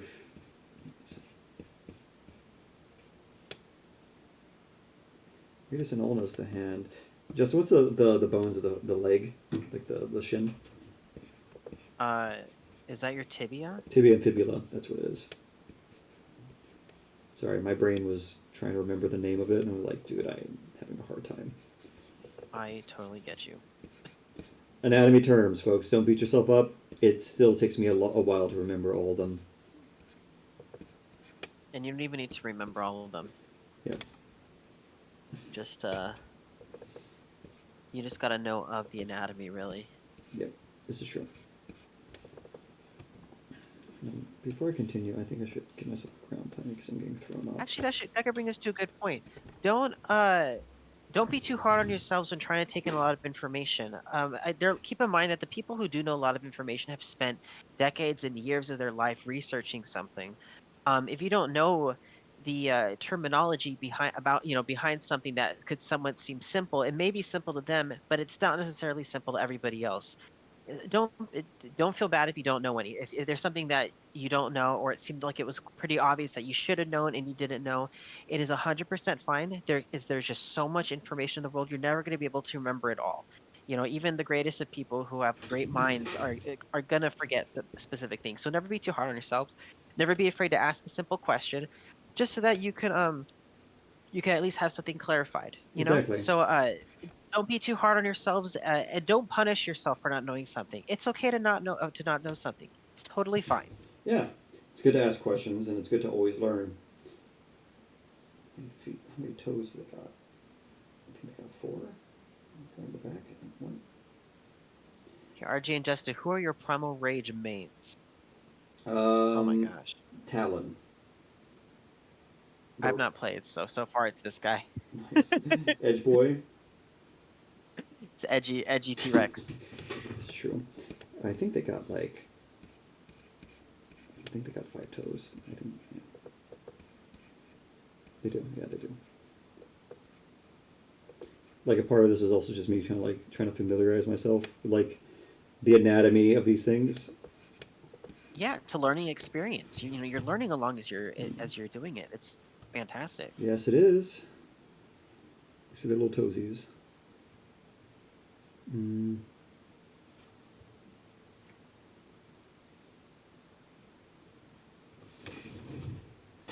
Are you adding toe beans? Yes, I will, but I got to first figure out how many toes they got. Toe beans. Skeleton, skull. Nope, I ain't looking for that. I'm trying to look for the little Tasmanian devil skeleton. Not the Tasmanian tiger.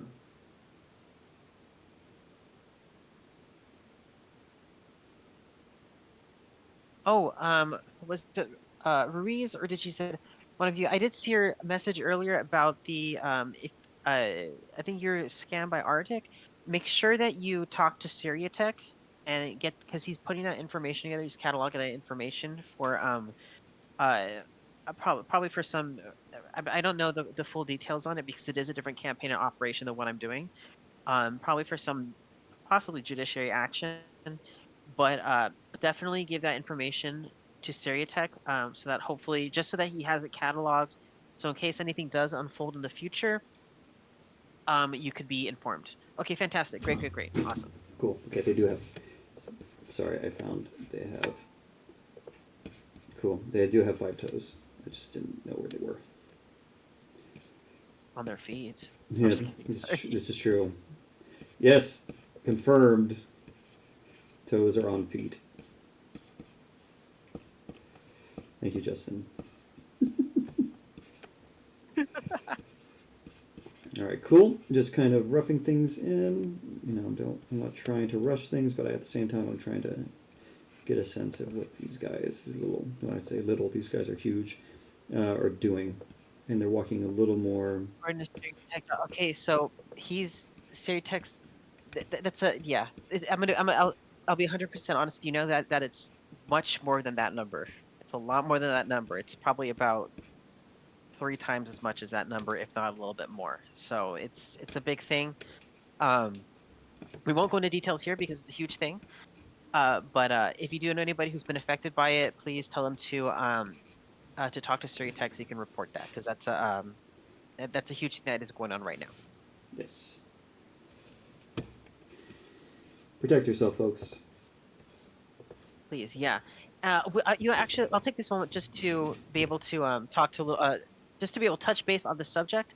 I do know that there is a lot of the biggest impact was not only to people who have it was not just to people who have purchased from this said individual, uh, but what he did do was leave a lasting impression upon small artists such as myself, Marco Makes, Surya Rod's Random Works, people who do create figures for the good of the community.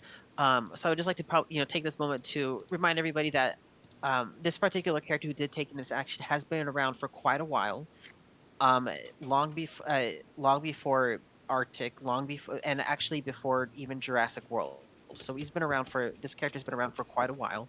Um, so try not to let that deter you from uh, other artists, because there are a lot of people who want to be able to bring a lot of good uh, and a lot of fresh eyes, a lot of fun things to the community. So that's ultimately what Syria Tech and what I'm trying to do with with recreating a couple of things. Or we both have our different campaigns, but we're both trying to do uh, our work. But we do want to just let everybody be assured that there is a lot more good out there than bad, contrary to what media and things like try to show.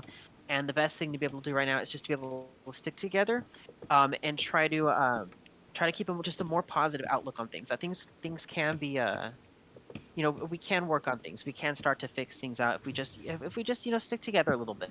So you know it is a time of strong emotion, but try not to let that go to you. We gotta just go for it with a sort of a smile on our face, and just the best way to deal with these things is to basically mow them over with positivity and better stuff. So Yeah.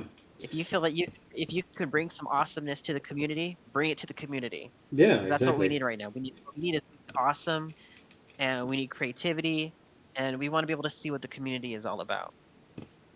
Gotcha. Oh, DGZ asked, what's your opinion on Edel toys? I heard some rumors about deleting comments from posts in very delayed orders.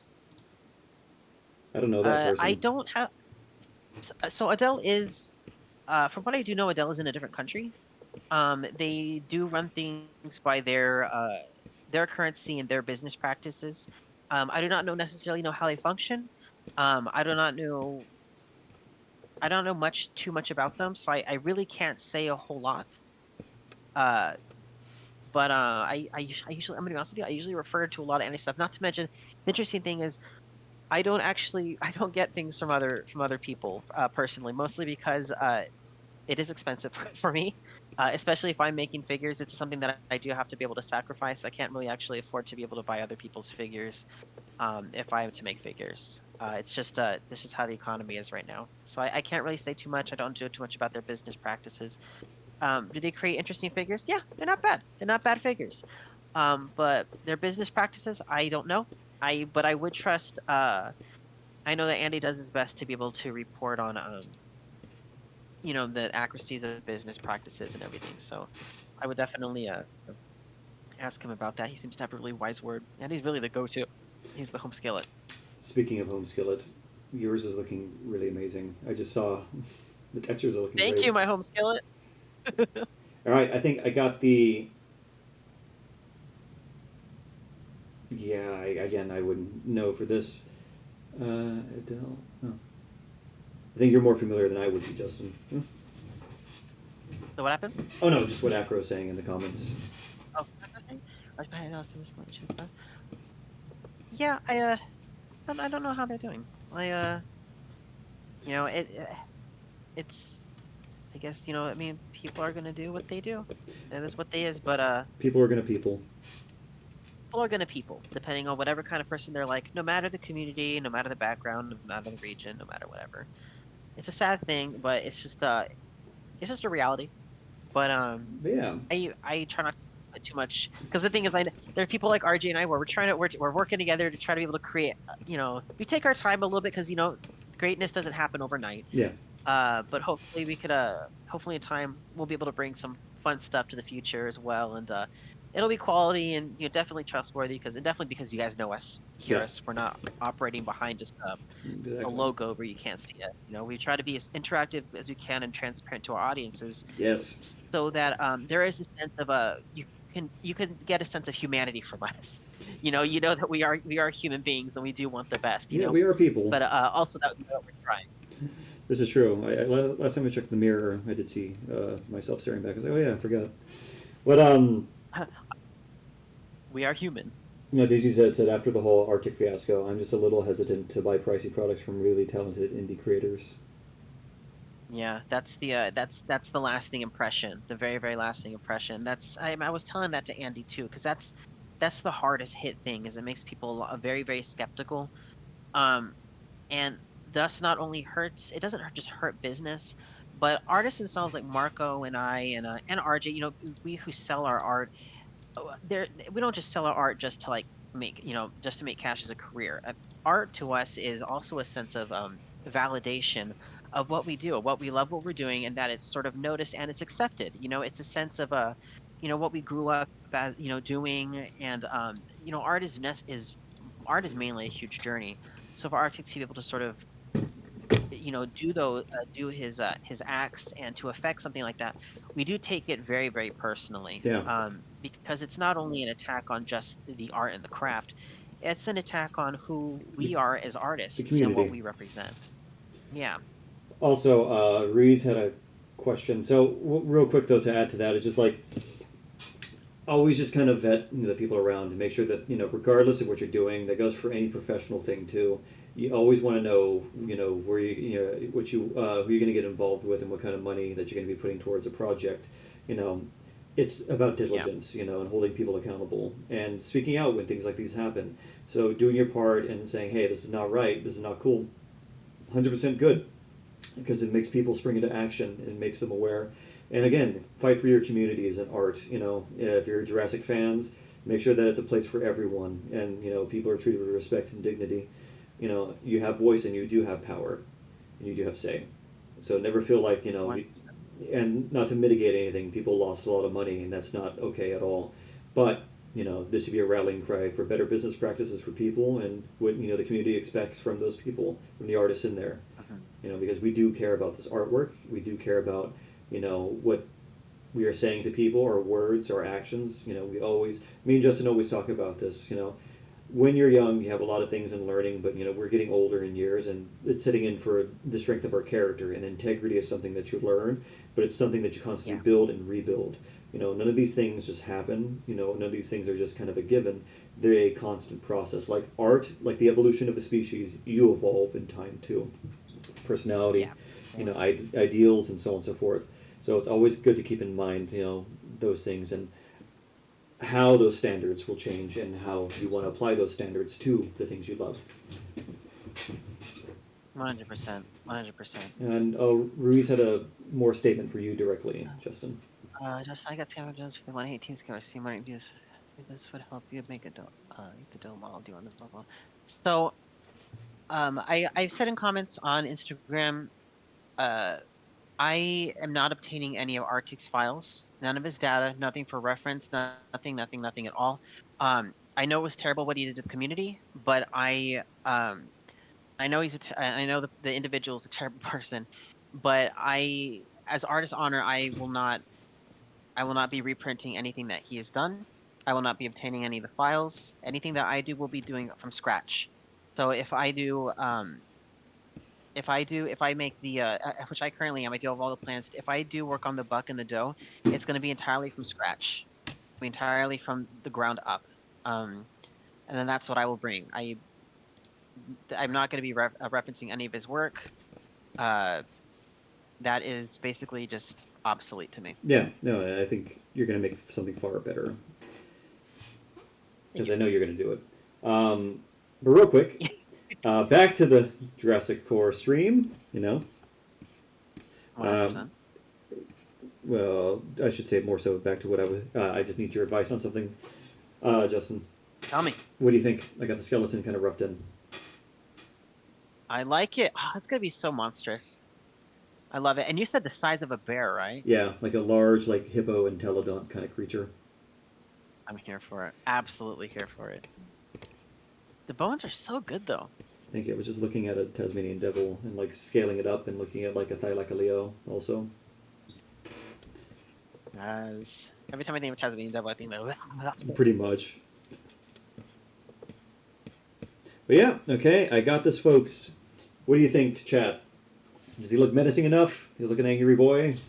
Because I'm ready to get into like skinning and then getting in the color palette down, which is gonna be fun. He is the angry boy. I know. It's like oh my god, the screams of this thing would be horrifying. Because yeah, yee. Yes, indeed. As you said, yes, indeed.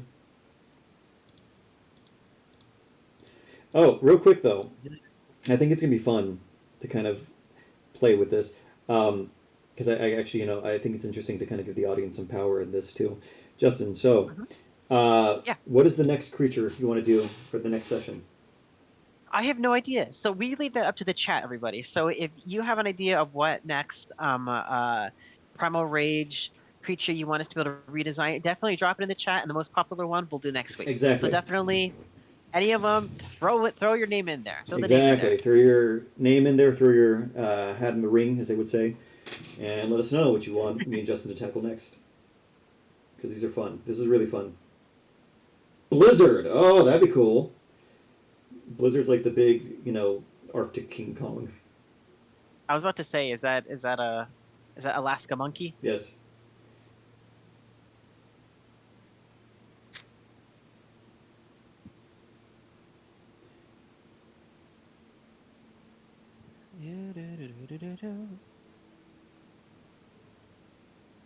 Okay, where is...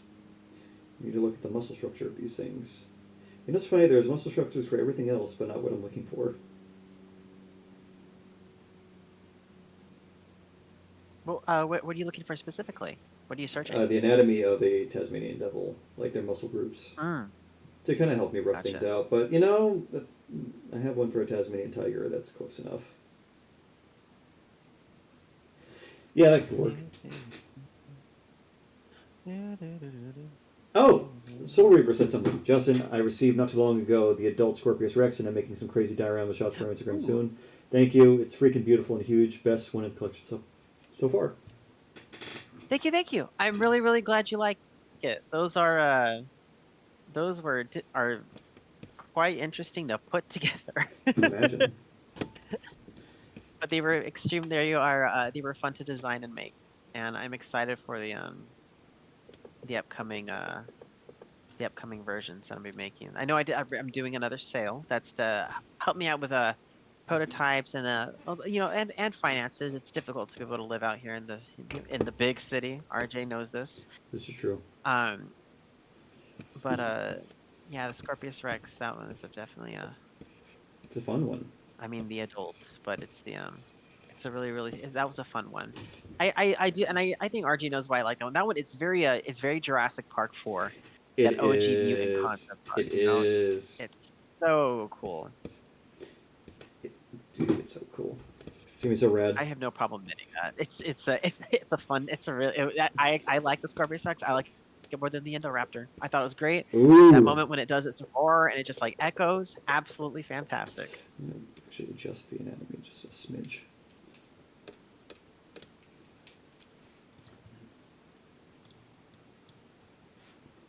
Forgot to do my little warp one last time. Just kind of get things where they need to be. There we go.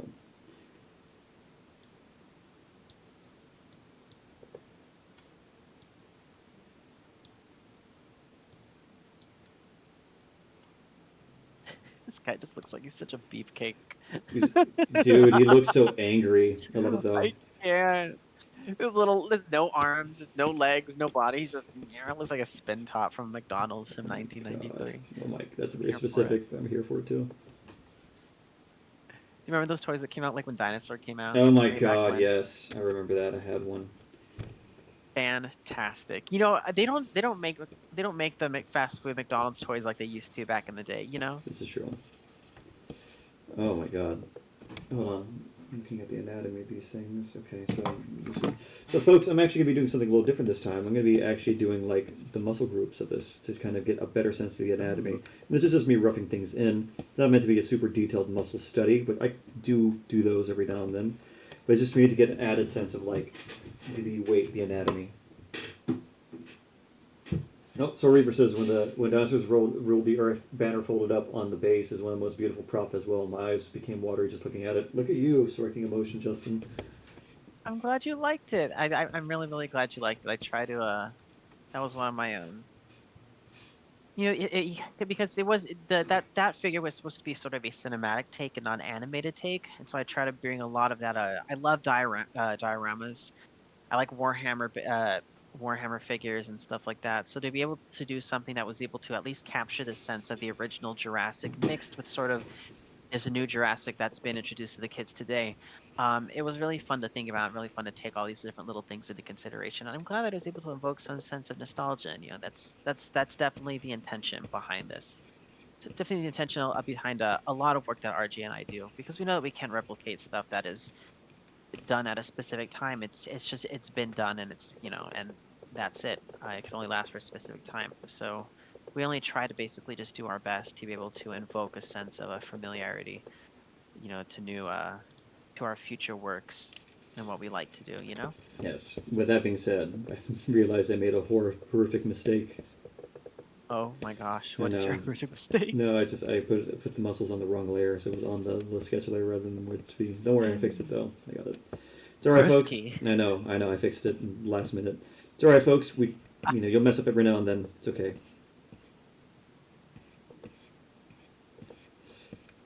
These jaw muscles. I know when I was working on those Scorpius ones, the old ones, the hardest part that it was, believe it or not, the hardest thing was the subadult skull. So I don't know if you saw, but the subadult had it was supposed to be the skull from the that was knocked off the head with the skeleton in the first movie. Dang, you had to it was a little bit difficult because you had to basically make sure that, you know how it goes, you had to make sure that the skull was not accurate. It had to be 1993 to that skeleton accurate. So like you had to do all these adjustments so it didn't look like it was too realistic. Yeah, you had to really kind of make it look like the film, like rendition of like T-Rex they had for that skull. That was a trip, I'm telling you. It is. No, I can imagine. Like, it is always, like, don't get me wrong, it's fun work, but, like, you know how hard it could be to, like, make something feel like you remember it right, you know? Oh my gosh. Preach. It's like, oh gosh. Sorry, there was a sound that just sounded like the spider from Minecraft, and I just freaked out for a quick sec. I'm not playing. Oh god. You just hear, like... You know that? Yeah. You just hear, like the zombie kind of groan out of nowhere. Scares me. I'm scared. I'm gonna be honest with you. As much as I love Minecraft, I am terrified. I'm absolutely terrified when playing that game. Don't know what it is. Mr. Chicken. It's okay.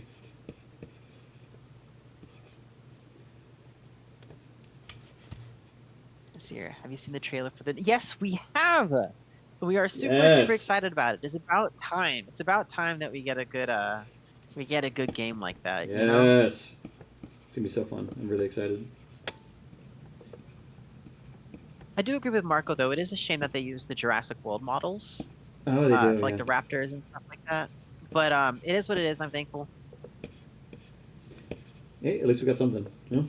Actually, I'm just kidding. I lie. That's a big fat lie. I expect perfection. I'm just kidding. This is true. We do. I'm gonna keep the kind of edgy like creature. So underneath this, I'm gonna make a layer and start putting like.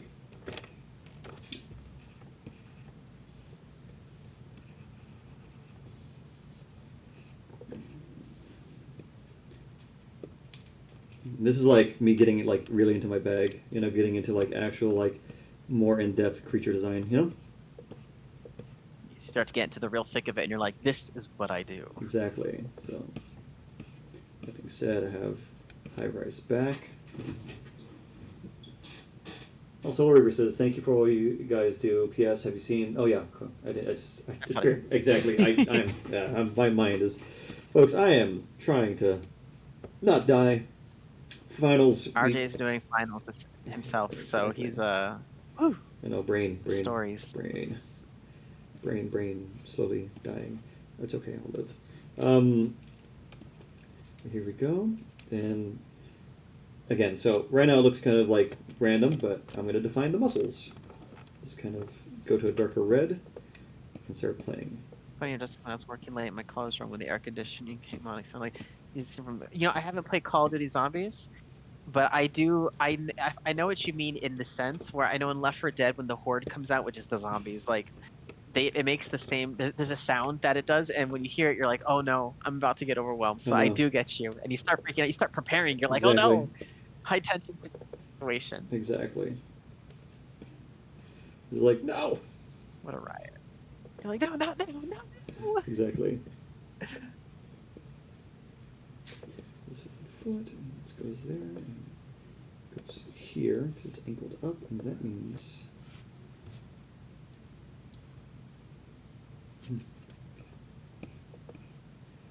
Maybe I push this back actually over here, because this would go here, so this would be muscle at the base, yes.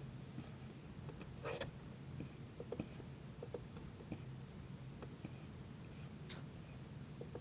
you go. That looks like a good. That's one finger.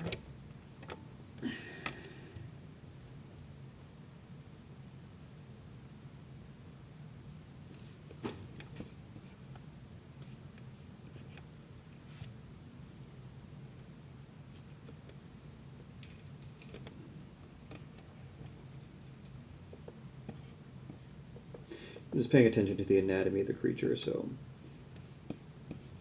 bring it down like this. Looking at its feet, so this is like really elongated out, so it'd be more like that. And sometimes you go back and forth a little bit, you know? It's completely fine. For example, this calcaneum, which is like this big toe bone, is a little too long. Like, I can still keep it long, but it's a little too long where it's kind of getting in the way of, like, the silhouette of the creature. You know? Just kind of Makes like sense. there. So I can put it out more. There we go. There we go. Kind of, there we go. And then I can start adding kind of like the other things. It's always just kind of a conversation within the work itself. You know, what works, what doesn't. We need to go back.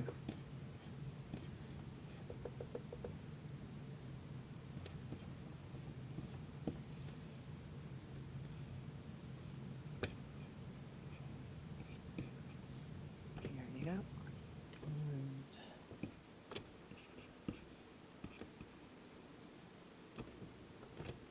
I'm also going to start adding in kind of like soft tissue. Kind of roughing out the face.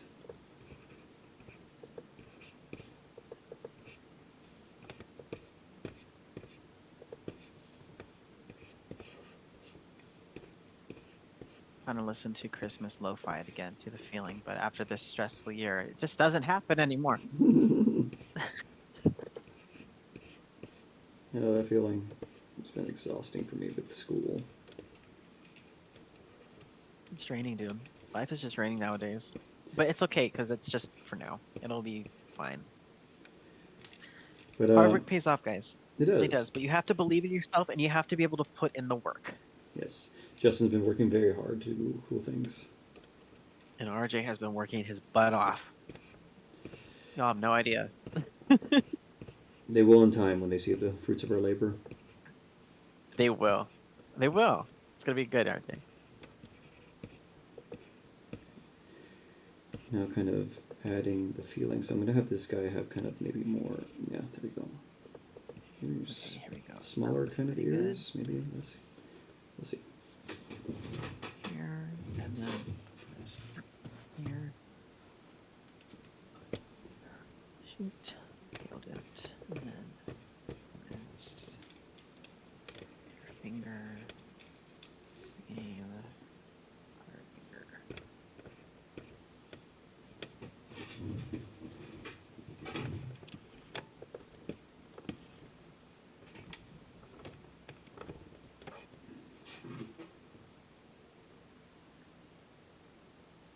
Ooh. Okay.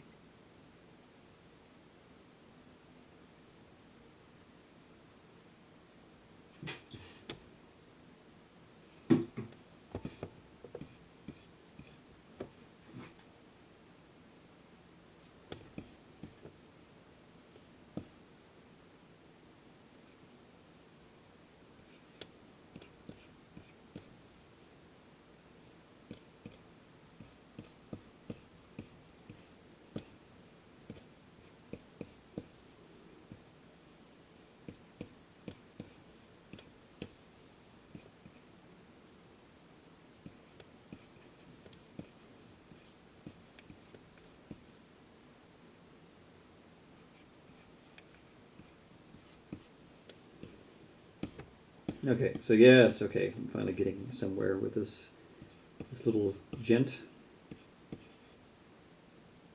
Well, not little, huge.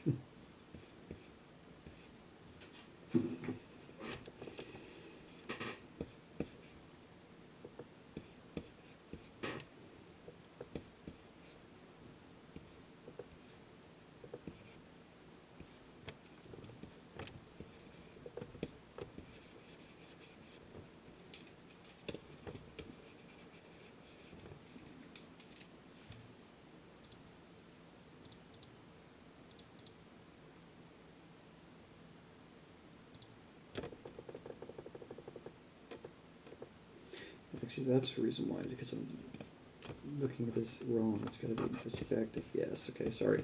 Sometimes I also got to remind myself of, like, the perspective of the thing. So it's also going to be coming this way up. So that means it's okay. It's actually not as far down as it.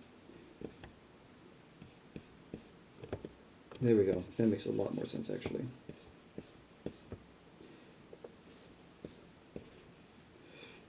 Feel free to make those adjustments, you know?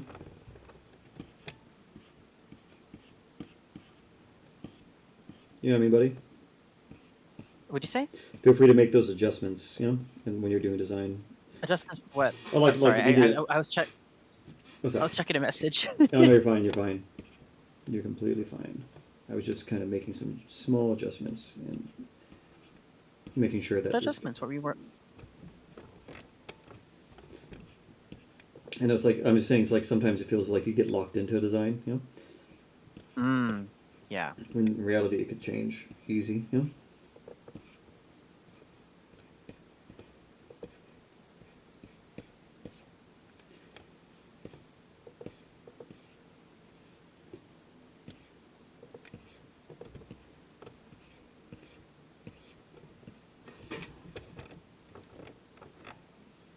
Now,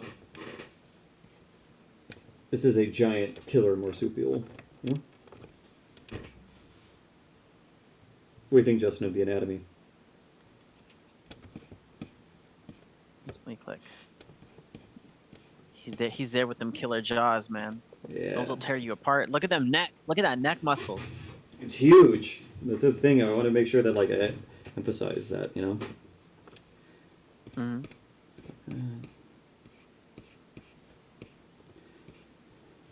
Okay, then I'm just gonna rough in some other things, and then we're ready to kind of do the overdrawing. You know.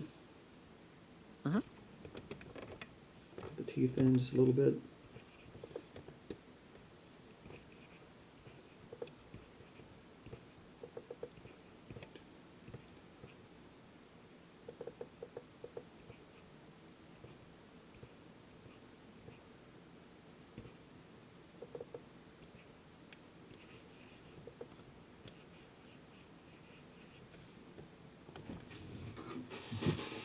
You're gonna get those shearing carnassial teeth.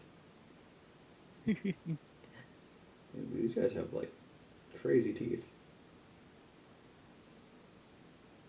It's always good to kind of see though, and just kind of have references on references. Always. So like he has 4 teeth.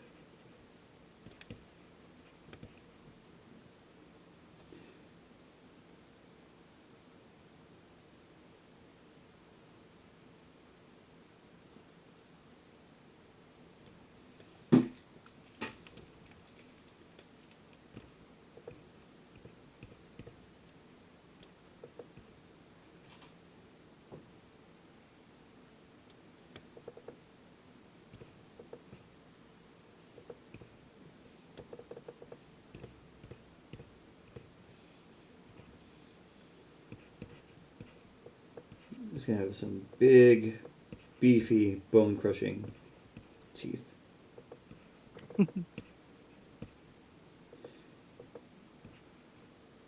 Give my guy some killer claws. Yes. Here we go. And then more on the side here. He's such a chunk. Okay, I'm gonna have to shrink. I'm gonna have to shrink those claws a little bit though, because not his claws. His. I'm gonna have to shrink him and then have to inflate them. He needs chunk. He needs little chubby arms. That's what I want. Little Yes. muscular chubby arms. That's I'm good. not feeling these ones. I'm feeling these, but they're not. They're just not giving chonk. They're giving like Slim Jim, and I'm not Yeah, about that. we need like really buff, robust arms. Yeah. So you get it. Yeah. Okay. Let's go. There we go.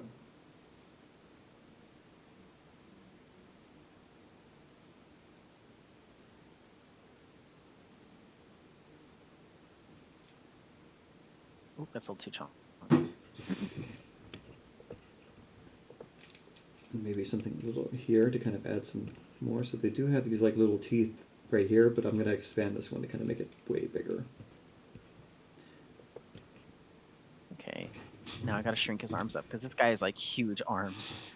Go ahead. Don't look. You folder. Arms. Scale. Okay. Transpose set. Okay. Other Instagram account. What do you mean his other one? Oh my god, he's back. You mean I know he had one that was like called like JP Collector or something like that. He comes out in different kind of over the years. That's interesting. 1, 2, 3, 4. 1. Okay. Sorry. He has others. Of course he has others. Yeah, that doesn't surprise me at all. That's how he was able to get a couple of my figures. That's how he got my Scorpiuses. I know that because he resold them. I know he was trying to, but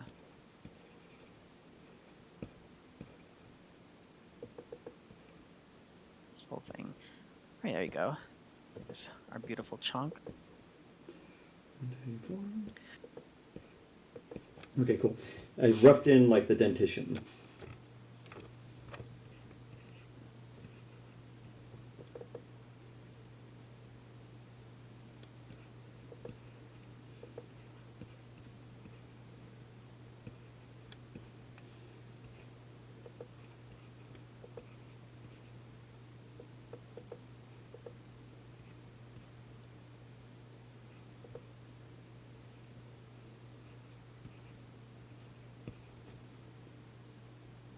Oh, Acro saying, how's working in ZBrush? I thought of trying it at some point, but it seemed that it's a real learning curve.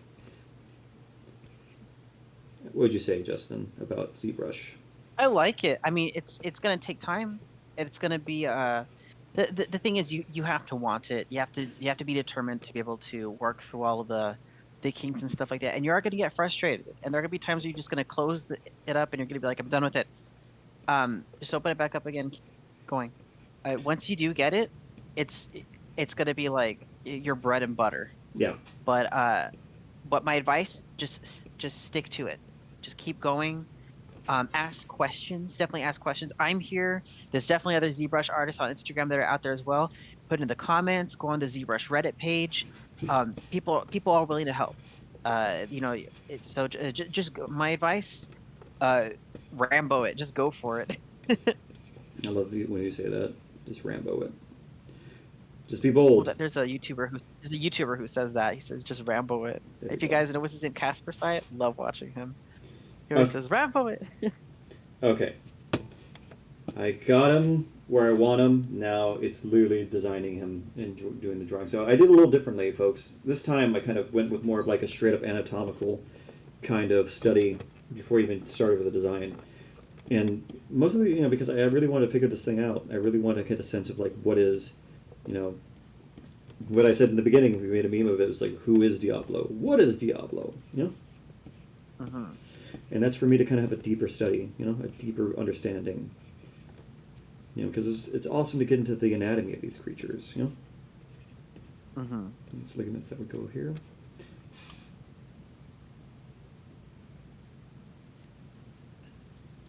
Okay, now what's going to really make this Diablo, though, is going to be the color palette and the design overall. So I'm going to start doing that right now and starting to do the line art, making sure that all this starts to come together. And the palette's going to be cool. I'm excited to see the palette on this thing.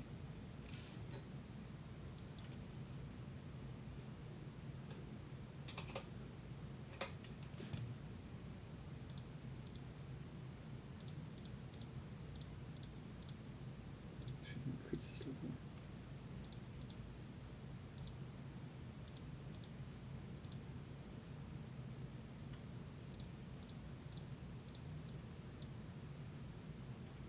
So what I'm going to do now is actually I'm going to combine this into one image. Merge. Get rid of that. There we go. There we go. That's what I wanted. Put this down to 30. A little more, actually.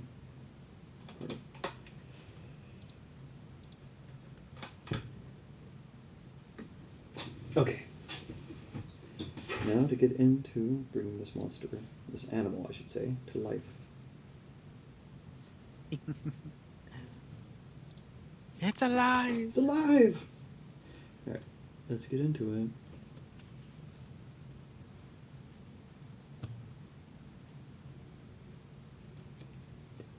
Okay, there you go.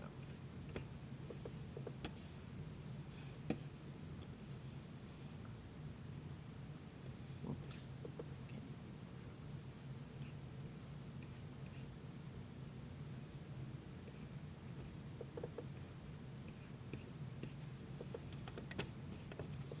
And to make sure that some of that returns, I'm going to bring back my reference all the way back here. References are the best. So I can make sure that this still has a presence here. Because it's easy to get lost in the design too. Like you can easily lose track of what it was originally supposed to be there. For sure. It's all about just kind of reminding yourself, it's like this is what it's trying to be. Or this is kind of where I'm trying to aim, Mm-hmm.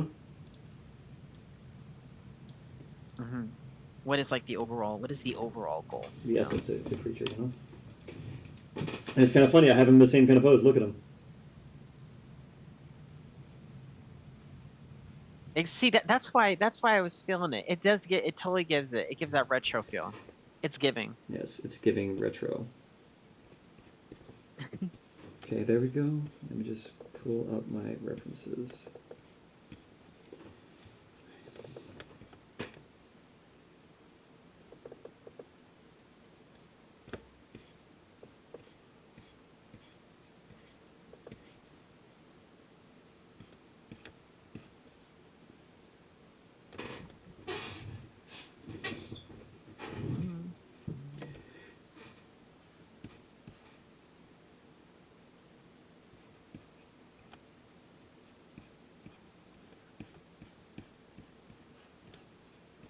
So my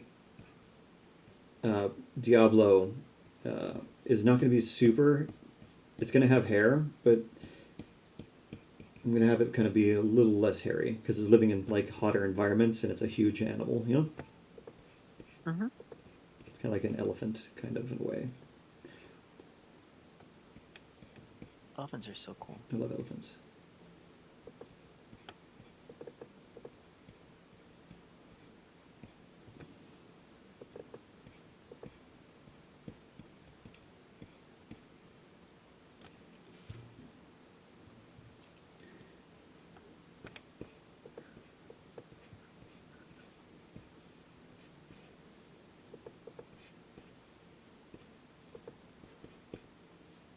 Mhm.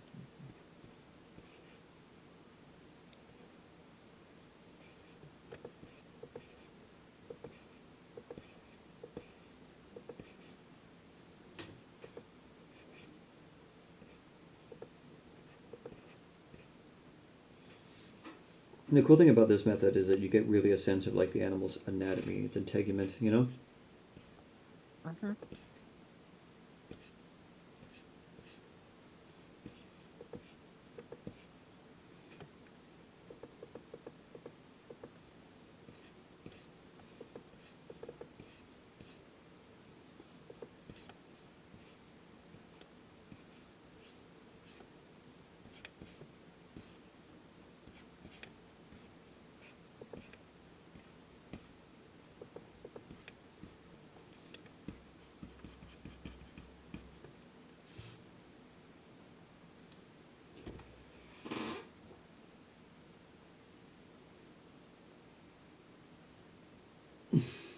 Marie says, if it seems like I'm not talking a lot because I'm harassing Arctic Scammer for my 1/8 scale Rex.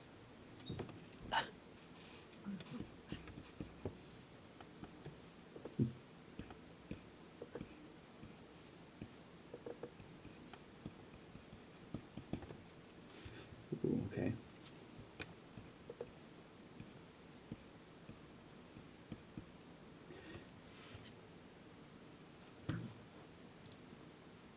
Yours is looking good. Here's it too, my dude. This has been a fun challenge. This This is has a been good really one. cool. I'm This has glad been we really did cool. this too. Yeah. So what was the verdict for next week? Is it going to be Blizzard? I think, well, only one person said Blizzard, so I kind of want to give it more.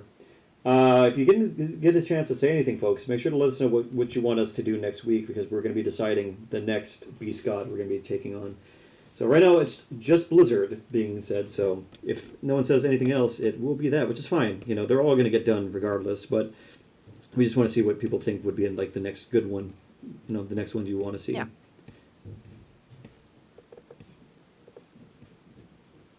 Because the new season starts next month. Yes, it does. Talking about new And that season, yes, new season. season 3 already. Yeah, next month. In Jan- really? Well, how many ones we're gonna do? Usually we do 10, Or right? how many? Oh, I don't know. How many of these? I forgot. Isn't that? I thought we usually do a different one each month. I don't remember how long the Chaos Effect ones went on Oh no, for. they went for like 3 months, man. Oh dang! Should we? How long will you keep going? Let's just Uh, keep going. well, we usually do it like at 10 creatures. Oh, that's true. We've only done two so far. Oh my gosh, I am just way. My brain is 5 million light years. No, you're fine, I thought it was already like. I have no idea. What day is it? dude. I feel that same.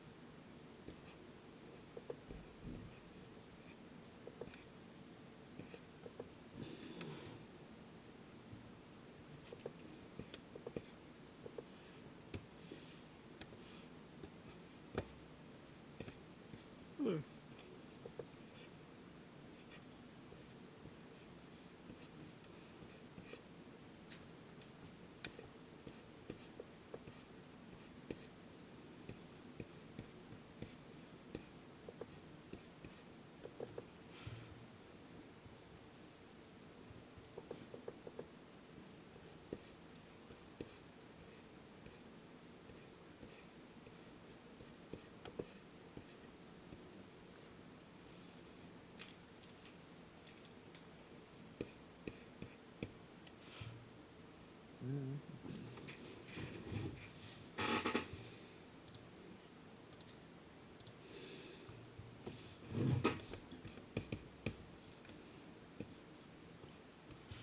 I just realized I don't know the calendar dates coming up. Our next one next week, This is 20th, Tuesday, yeah. and then we will skip the week after that because that's the Christmas week, and then we would be back. So we have next week is the 19th, and then we would come back January 2nd, I believe. Yeah, yeah. We take some Okay. time, spend with our families and friends. With a happy holidays, or if you're like some of us out there, survive the holidays. Yep.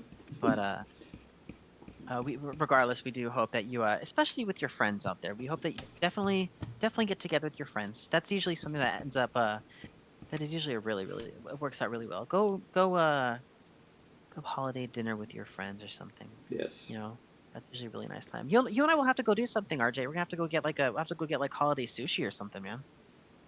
That'd be very nice, actually. Heck yeah. Mm-hmm.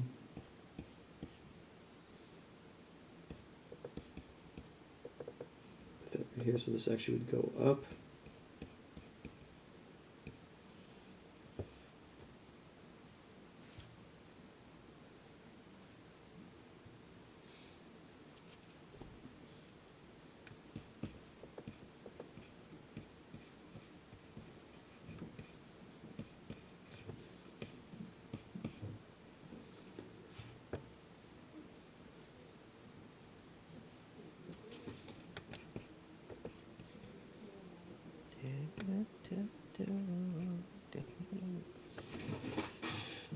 Okay, now to add a little more personality to this design.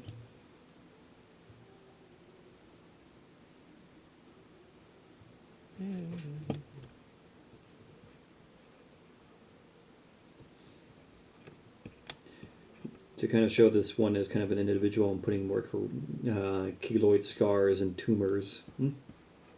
Oh, okay.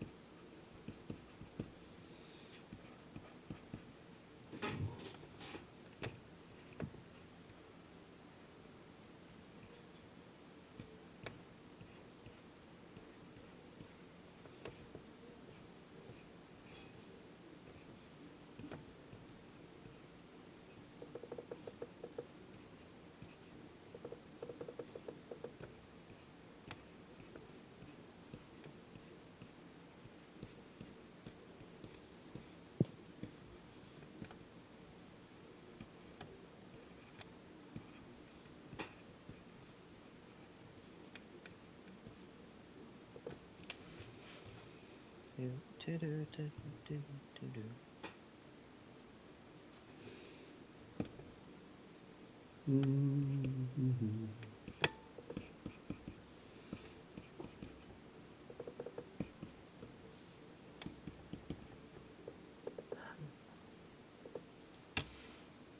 Let me see what you got. Nice. Oh, my chonk. Yes. Also, the people there. Chonkosaurus. Nice. That's a good Chunkosaurus, bro. To the Thank folks you. viewing, though, yeah, let us know what you want us to do. Well, if we don't get one by the next, that's fine. We'll just say we're gonna do Blizzard. But if you have, Yeah. let us know. If you had anything else you want us to do as the next creature.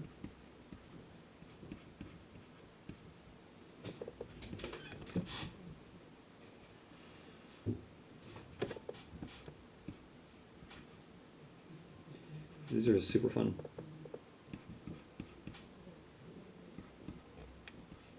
I'd be down for that one. I haven't sculpted Primate. Yeah, I haven't sculpted primates before, but like I'm really down to the challenge. It seems super fun. I think you'd like it a lot, actually.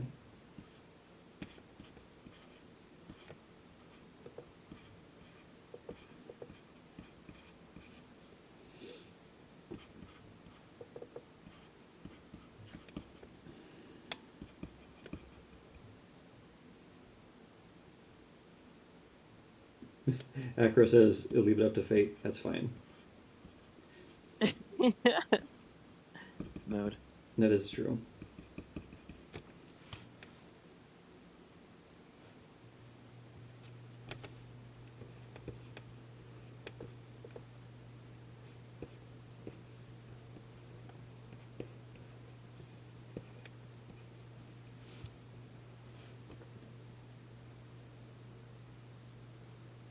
Oh, Rudy says, other than my quest for vengeance, this has been a fun stream. I'm glad you're here.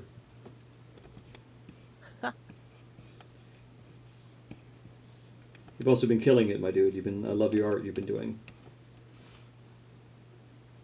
It's been really fun.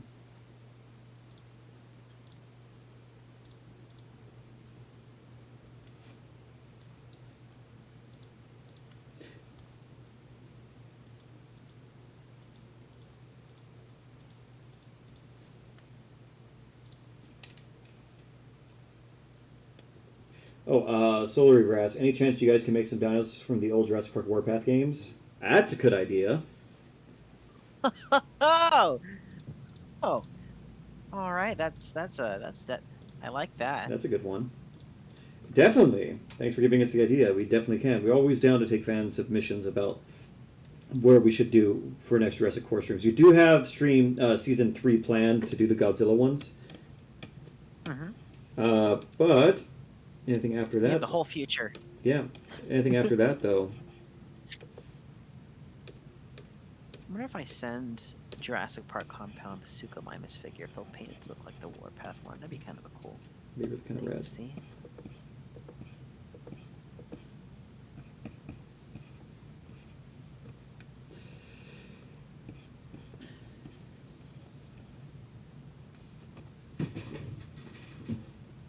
The Sucho from Warpath is pretty cool. Is that a fun game? I never got to play it when I was a kid, but I remember watching, like, I think maybe my cousins had it or something. But it was something that was really cool.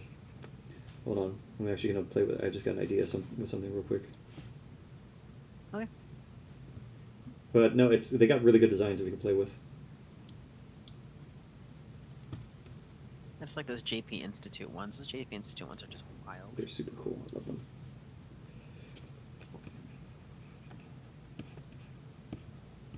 I'm adding some like of those, more of those scars over the brow to make them look like like almost like keratin sheath, you know? Oh yeah, okay, yeah. Kind of implying like, that's Rhinosaurine kind of thing.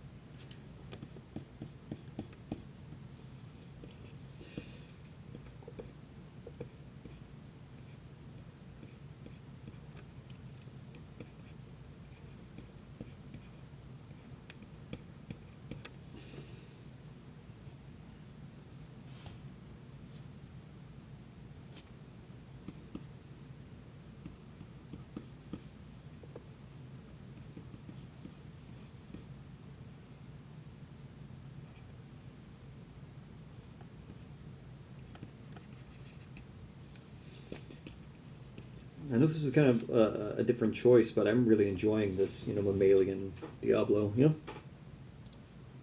I'm telling you, that's why I said earlier we need crazy, fun, wacky ideas, dude. This is true. It's absolutely fantastic. It's fresh. You know why? I think it falls in line with the it's like the same fascination that people have with the realistic Pokemon. Ah, yeah. Like what? That's definitely because that's a Spec Evo type of thing. Yeah, what RJ Palmer does. Yeah. See, that's what I mean. Like, dude, your topic is fire. It's the thing is the where it comes. The reason why it's only like I feel like so many people do it is because there's only so many people who can accomplish it. Like, who could successfully execute a design like you can. You know what I mean? Like it's so it is complex and it does take a lot of thinking. It's fun. I really enjoy it. Like, I know it reads kind of like just big Tasmanian Devil, but that's ultimately what it is, and I kind of thought that was kind of the fun part of it. It's just like, it's something that can kind of play with, like, the anatomy of the creature. It's, like, not outside the bounds of what it could be, Like, an animal this size, it's not impossible. That's what makes it fun and scary at the same time. Ray's had things. This is just an idea, but would you guys ever be down for a stream where you guys draw characters the audience has to describe? That'd be kind of fun. Kind of like an exquisite. That's kind of interesting. Yeah. Maybe like a free for all day. Yeah, I'm kind of down for a free for all day. We'd have to plan out when that would be, you know? Yeah.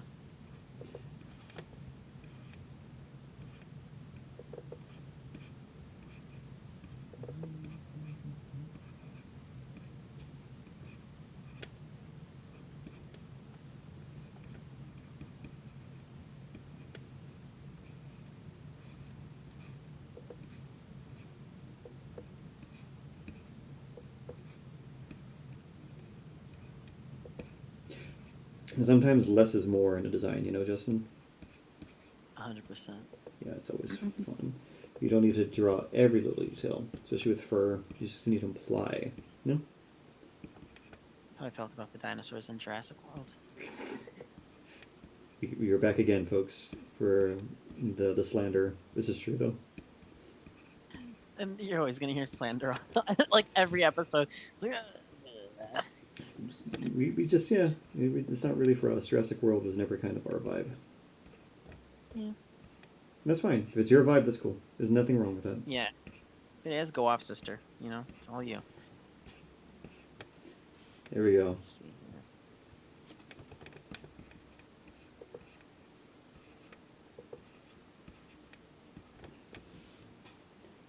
Kind of like a game. That'd be kind of fun. I'm still down for that. We are very down for that. It's an idea that is very cool.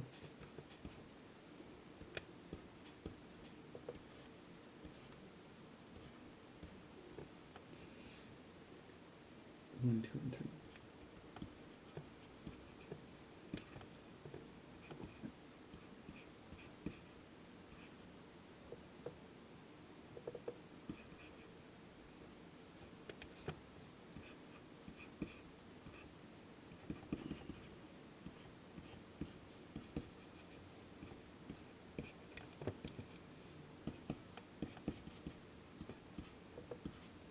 Okay, so I'm getting there actually. I think is just do some erasing here, just a little more.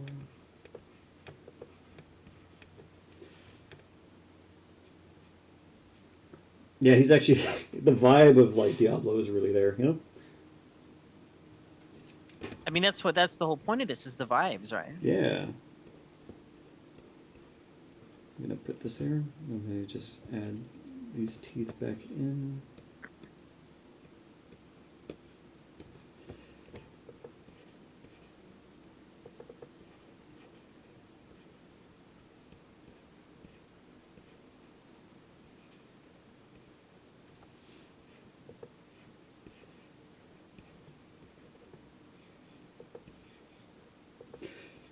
Eventually, though, folks, like I'm actually getting a lot more comfortable with doing 3D modeling. Me and Justin want to do like a trade-off day where eventually I'm going to be doing the modeling. And then I'll do the Photoshop. Nice, it's going to be fun. We have a lot of cool things planned.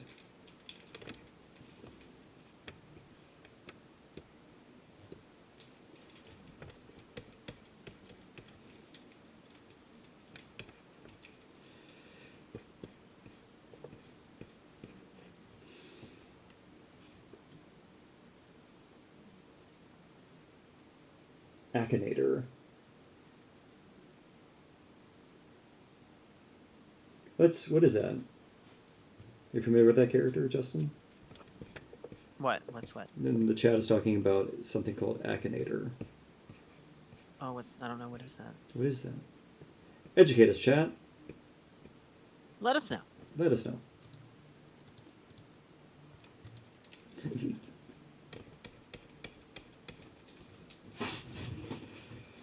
I keep thinking you're typing on a typewriter. I don't know why I kept on.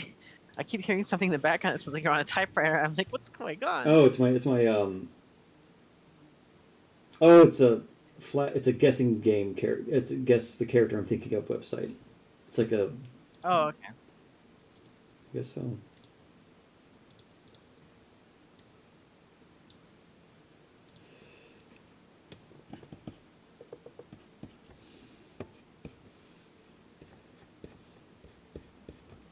Okay. I got these feet. Now time to get these hands.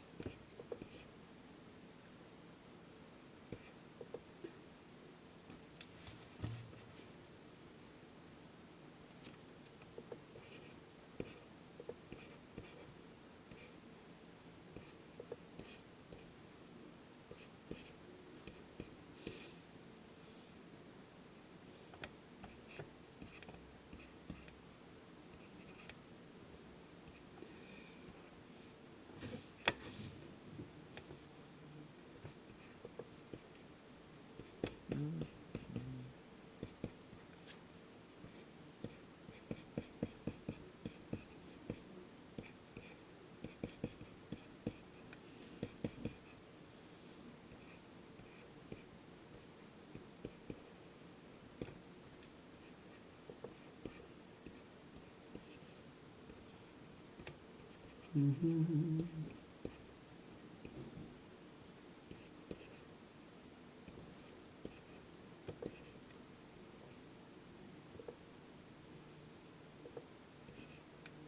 One last one. There you go.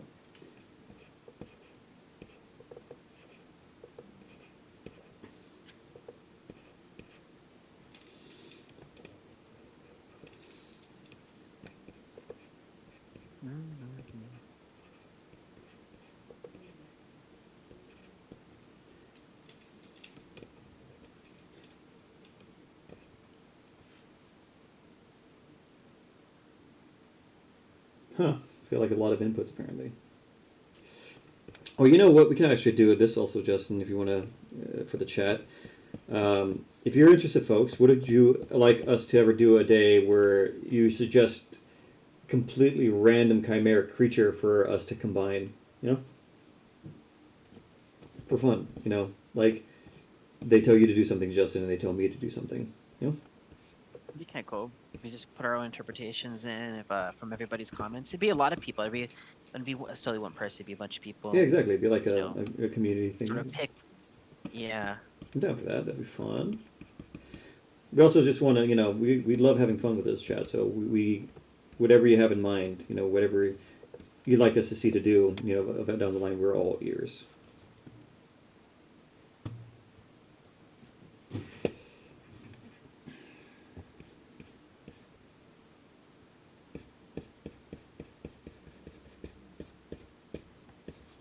Okay, I think I'm almost done with my pencils.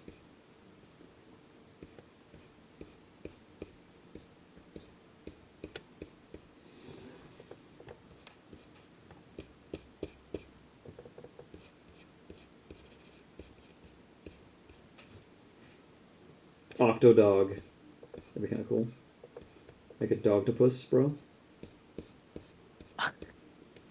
Look something like a cat dog. Cat dog. Remember that show? I do remember that show was cool. Iconic It is show. pretty iconic, I ain't gonna lie. There we go. There we go. Nice. Okay.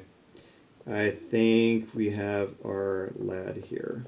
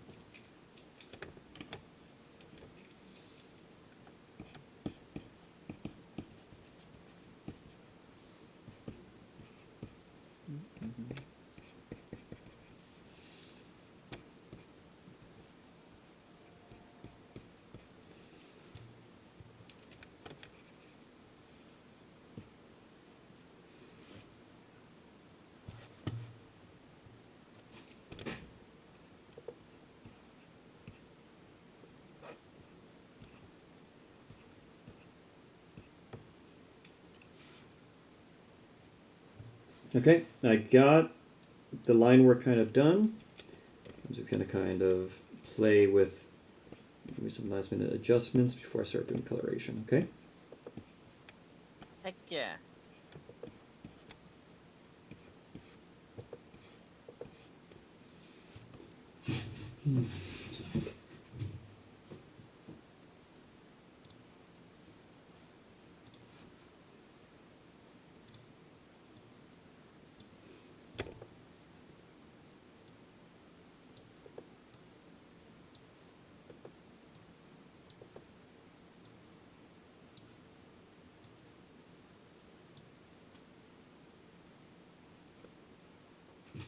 Ray says Cat Dog was my childhood favorite, as well as early SpongeBob, Courage the Cowardly Dog, and Tom and Jerry, and Ed and Eddie. I love those shows too. They were very much my childhood as well. Ed and Eddie.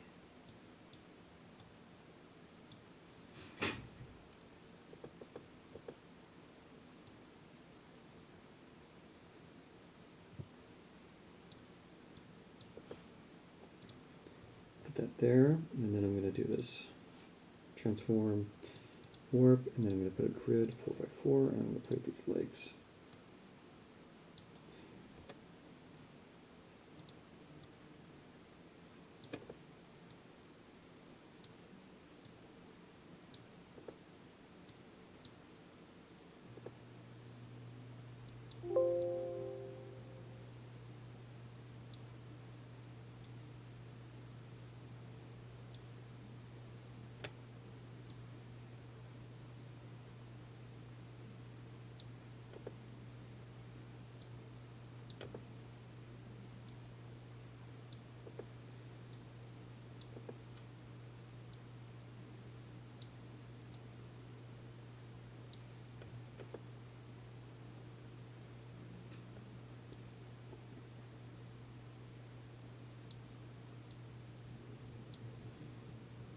It's always good to kind of do these last minute checks.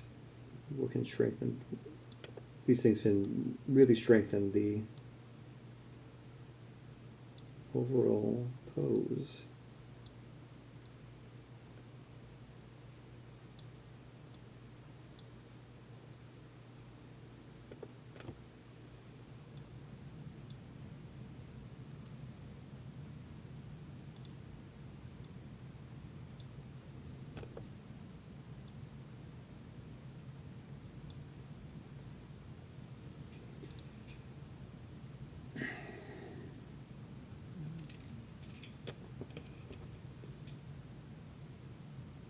Nice.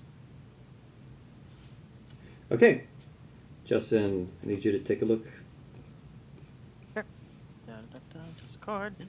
Yes. There we have it, folks. I have my tumors. Let's do it. You see it. I have my mammalian Diablo. Now to color this thing and to really try to bring out some of that primal rage into it. So, yeah. So sometimes I like to do this if I feel like the pose could be even more different, you know?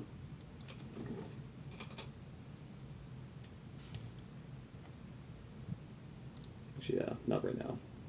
Maybe not a puppet warp yet.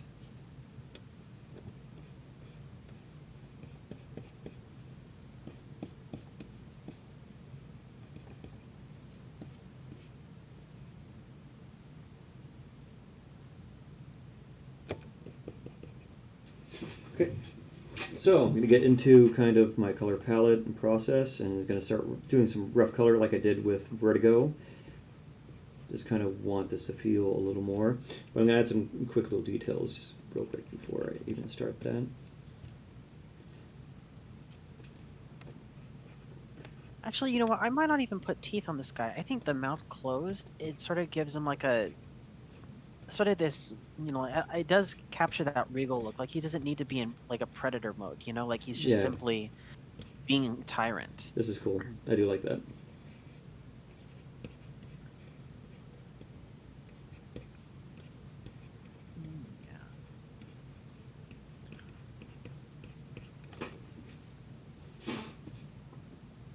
Thanks, Ruiz. Oh, I think, yeah. So River says, OMG, OMG, those creases and arm folds look juicy. They do, Justin. They look amazing. He got them juicy arms. Look at that, man. Did sell those at... So good. You'd find those at Wingstop, man. You would. Slap it up in some lemon pepper. No, he wouldn't be lemon pepper. He'd be hot, habanero. Yes, you're right. Okay, so I'm going to start doing my color palette. Break it down. See, there's a lot of brick reds. And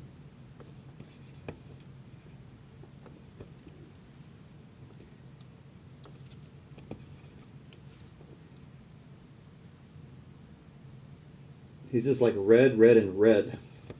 You know? Yeah, there's a lot of room for interpretation. So I'm going to add a little more. Add some yellow. Okay, cool. They quoted Godzilla, Justin got that lizard juiced. Okay, so I'm going to play with the color palette, and I got some interesting kind of ideas. I'm going to go, of course, stripey, much like a thylacine. But I'm going to do like something kind of cool. Can I have like a nice red coat? I'm going to make the skin kind of like this, kind of, since it's already kind of there. Okay, that's what I'm going to do. Yeah, see? I'm going to do a polygonal lasso, and then I'm going to go around and make a flat so I can start just coloring easy on top of that, you know? Yes. Drewy says that they can imagine he can imagine yours sounding like Scar.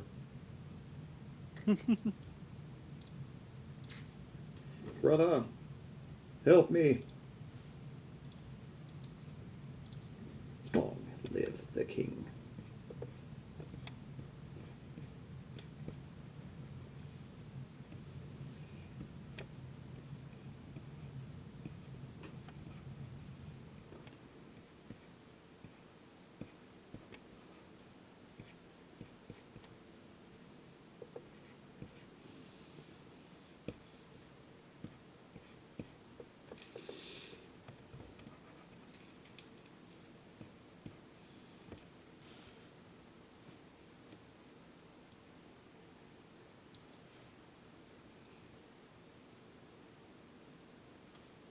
Yeah, so these like high tarsal bones, like yeah, super cursorial.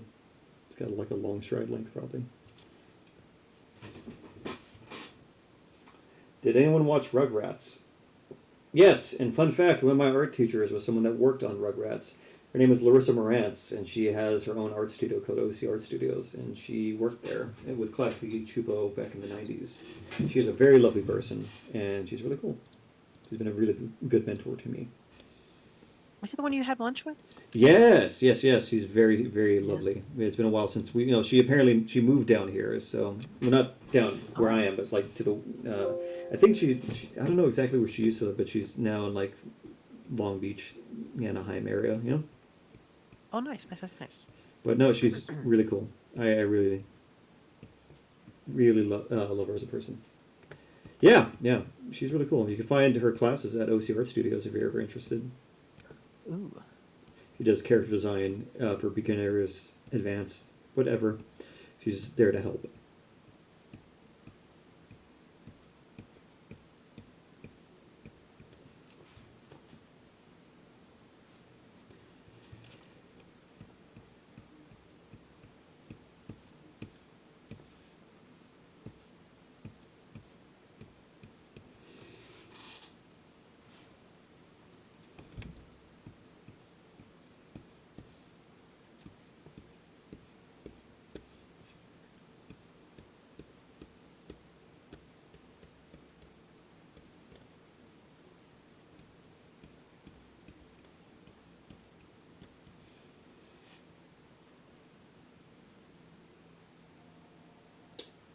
Rui says, dude, the only cool thing my teacher did was go with Ryan Reynolds once. That's still pretty sick. Ryan Reynolds is cool. But no, yeah, that's the thing. We could relate that back to what you were talking about earlier, Justin. Talk to Ryan people. Reynolds? No. Talk Oh, to. yeah. Okay, there you go. Talk to people, folks. Make friends. Make different kinds of friends in the art world. You know, go to events if you can. Like again, if you have the funds and you have the transportation, go there or go to those online chat rooms with artists. Talk to creatives. Heck, even like message your art hero, and most likely they'll answer. If they don't, that's fine. Don't get discouraged. Just try again with someone else. You know, there's a whole world out there for you. You know what I mean, Justin? Yeah, but keyword, don't get discouraged. There will be times when you do. Yeah. It's 100% normal. And I always wanted to tell this people. Lots of times you hear about these people saying, talking about like different successes in their dreams and how they've given up several times.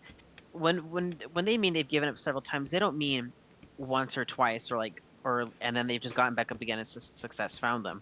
They've given up like tens and tens of times in different ways, in different moments, in different areas of their life. It's you give up a lot, but if you really love what you're doing and you have a passion for it and you know that it's definitely what you want to do, you get up and you keep going. Exactly. And not to mention, the best thing you could also do is tell your friends. You tell your friends saying, "This is what I love doing. I have a great time doing this. If I ever feel that I am just, if I ever look like or if I ever feel like I am just not like I'm starting to give up, smack some sense into me. Your friends will definitely be there for you, and they'll definitely they'll tell you to keep going. Exactly. That's a big thing to do. Your friends are your definitely support system. Get a good support system, and good friends encourage each other. Yes. I have several friends that around myself. I tell them if I ever seem like I'm just like giving up, you smack some sense into me and you tell me, hey, this is what you like doing, because it is. So It's true. I can't really imagine you not doing this. yeah, I can't imagine you not doing what you're doing either. You get very lucky when you find something, that you enjoy doing. It doesn't happen to a lot of people out there. So when you find something as unique as this and you enjoy doing it, shoot for the moon. Yes. Just have fun with it. Just have fun with it. There will always be other opportunities, so don't lose sight that, draw for yourself too. Which I was also going to say, like, that also brings to a point that I actually do want to say, is like, also make art for yourself sometimes. You don't have to post everything. Not only that, like, you can have fun. Like, make pieces that are not meant to be seen by people, You do them for yourself, But also don't be afraid to take opportunities. Oh, yeah, of course, definitely. There's a nice balance, You should. My point is there's a nice little medium. You shouldn't be only creating art because you think it's going to get like a buzz on social media, but you also, at the same time, if you want to take this seriously, you do have to have a presence so people can know you.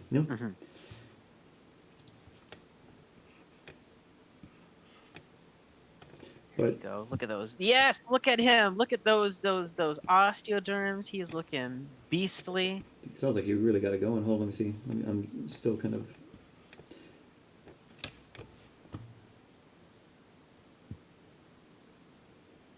He is officially becoming the Chad. Oh, it's so good looking, man. I love it.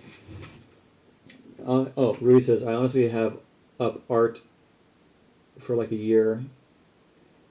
I think you gave up art for like a year because I couldn't draw humans, and and what returned me to drawing was when I started drawing classic movie monsters. I did that many a times when I was in high school for very similar reasons. I felt like I couldn't do it, but in that moment, I kind of gave up. Okay, not have up. Yeah. I came back to it too when you start drawing the things you actually love, And don't worry, drawing people takes practice. People are creatures too. We're animals as well. So that kind of helped me trick my mind to kind of like, I could do this. But it takes practice. Like I said, don't feel like you got to get it immediately. It takes time. It takes a long time. And just kind of, again, it's all about failure. Art, I'll say this again and again, art is just about failure. And failing fast, Yeah. So, it's not about, I got this or this person's here. It's like, that's fine. Everyone has their own journey, and that's completely fine. Yours is going to be uniquely you. It's going to have your own voice. You're the only you that's ever going to be, as Justin would say. Yes, the only you. So take care of yourself. Yeah, exactly. Find the joy in your own artistic vision, Because it's uniquely going to be yours. Like, I can't draw a Ruiz piece because I'm not Ruiz. But that's the awesome thing about it. That's going to be something uniquely to you, buddy. Okay, and speaking of uniquely to your stuff, I finally got this guy laid out. Now let me just do my fill layer.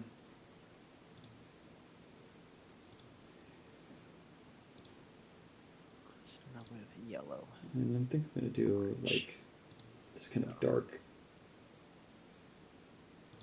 Yeah.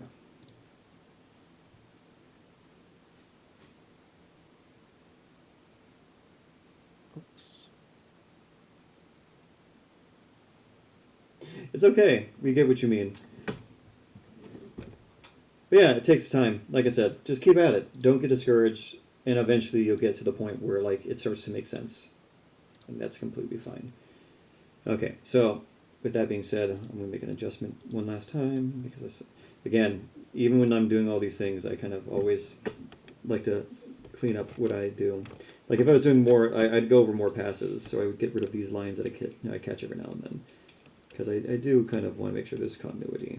And these little lines I miss sometimes, I just kind of want to make sure I get them.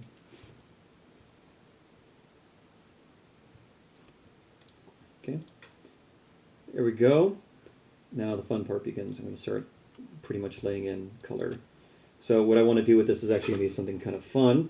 I'm going to, again, mostly, like a Tasmanian devil is going to be like kind of black with like a little white, but I'm going to have this guy kind of be he's going to be more kind of sandy brown, kind of like a reddish kind of brick red. Mm-hmm. Kind of more like a bear, and I'm going to add some black striping. First I gotta cut.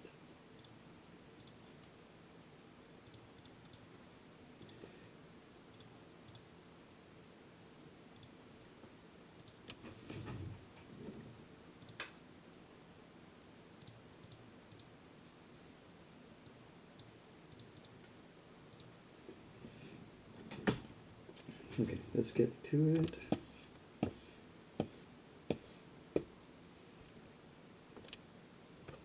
Oh, dude, I would 3D print this. Not gonna lie. You should do it. Oh, Rui says, according to my grandma, who still has it hanging out, my first art piece was what looks like crayon Ultimasaurus, and what's weird is that his phone is is that this phone is a hand-me-down, and the first image was from 2009, which is the year after I was born, which matches the day I drew it. So, yeah, cool, you got some early art of yourself. That's good. Remember that and cherish it. You really do. Put it in a shoebox or something. Store it away. You know, Yes, you want to be able to look back on these things. This is true.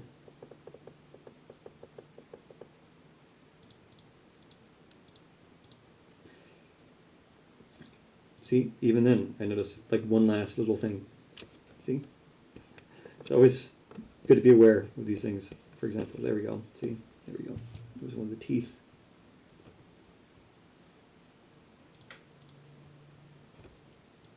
Okay, let's get into it.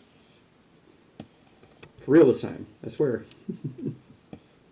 I feel like I've started many times.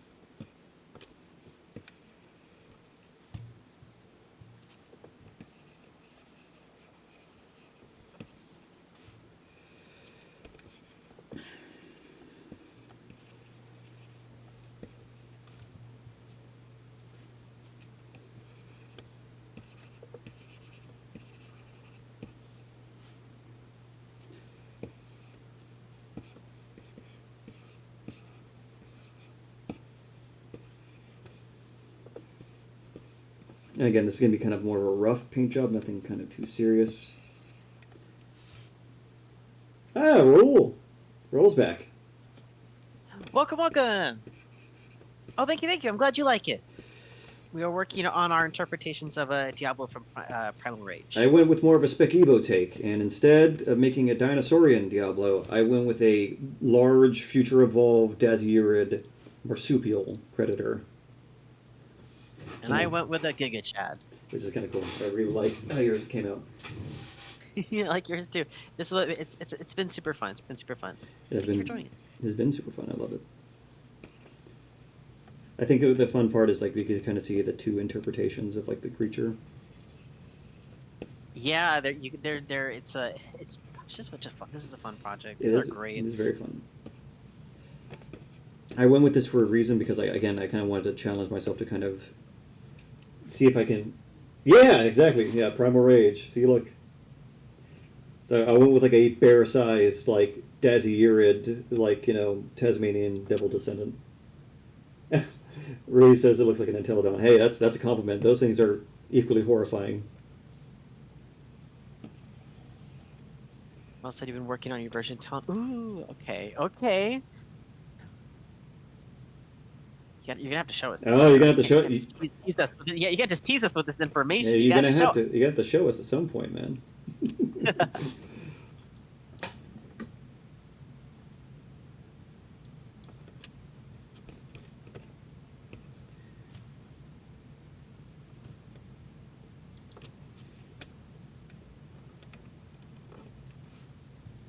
That's gonna be cool to see, though.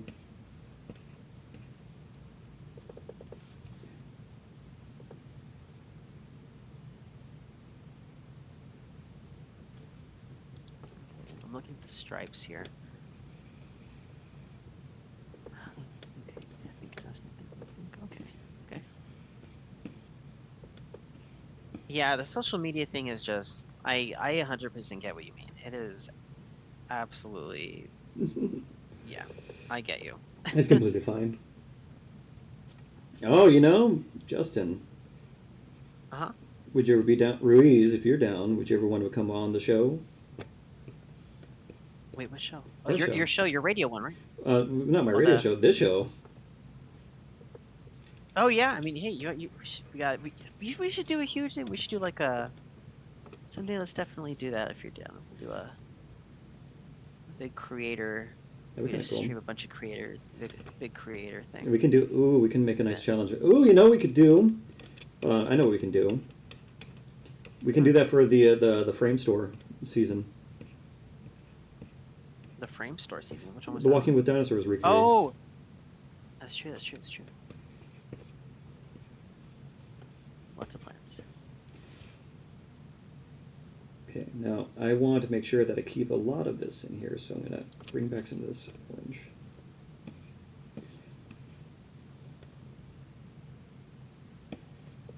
I gotta make this guy look as punk as I can. This is, I know. I gotta channel every.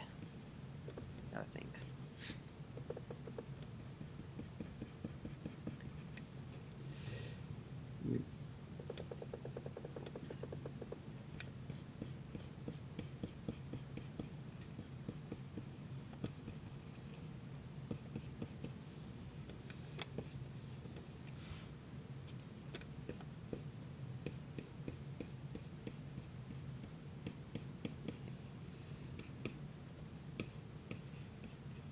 That's how.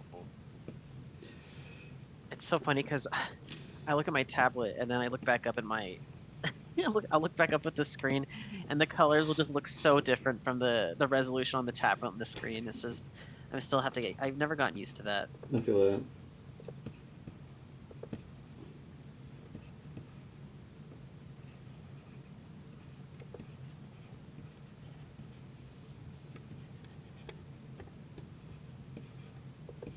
Ooh, yeah, there you go. We'll give him some. We'll give him some eyeshadow. There you go. There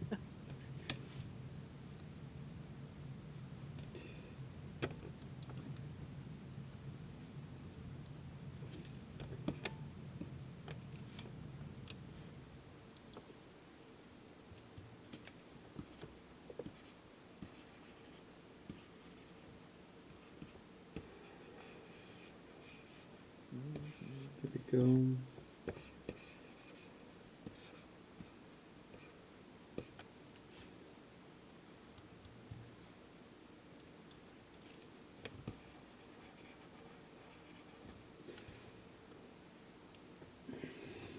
Rui says, "Do you know Jurassic Park Chaos Continues?" The Chaos. I've never. I think I remember. It's like an know what that older is. game. I think, kind of like old. Is that like a VH or no? Oh, I don't know. I wouldn't know. I'm just adjusting.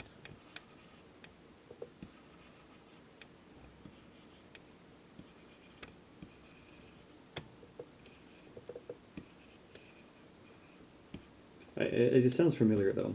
I can't really place it though.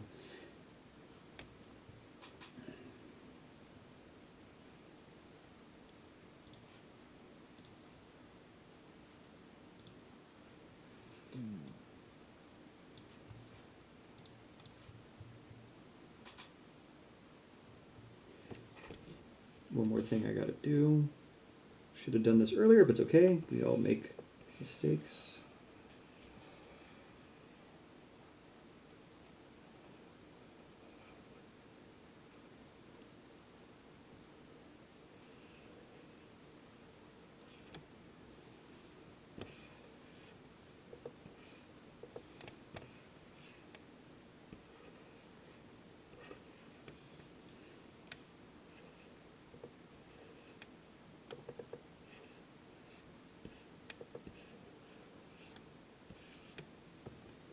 Oh, at this point though, do you think, Justin, do you think we know which one we're going to be doing? I think it's going to be Blizzard. I think it might be Blizzard. Yeah. Okay. Ruiz, unless you had something to say, We were asking the chat if anyone has any specific suggestions, but it seems like we're hitching on Blizzard. I wonder what I'm going to do. That's going to be fun. I still got to kind of keep...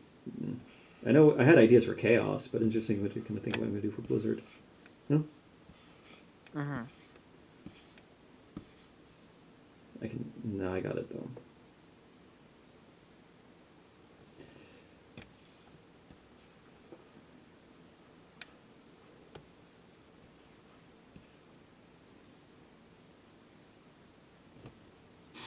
Oh, DigiZ says I definitely would do a gelada for Blizzard. That'd be kind of cool.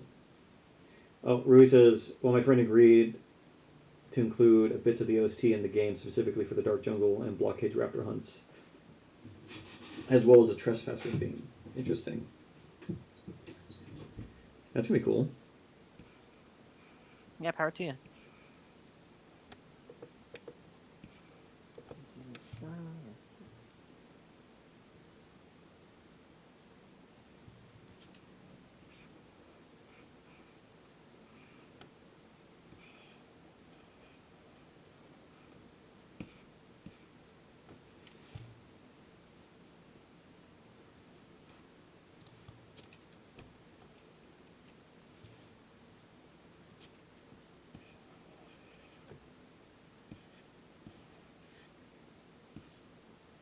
I'm trying to go with like a Z versus Stripe type.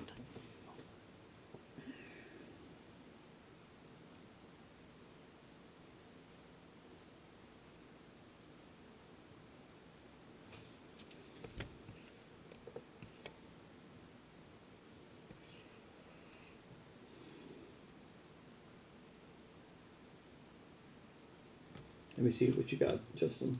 Ah, they look great. I am trying here. Every time I look down, my glasses are like, my headphones like push my glasses off my face, so I'm just like, ah. I want contacts. I need my contacts back in life. I forget you wear glasses like me. The what? I forget you wear glasses too. I don't normally wear glasses. In fact, I don't actually prefer to wear glasses. I just wore glasses because my insurance is no longer able to cover contact lenses. That makes sense. Let me see. That's just the world. Edit. Film.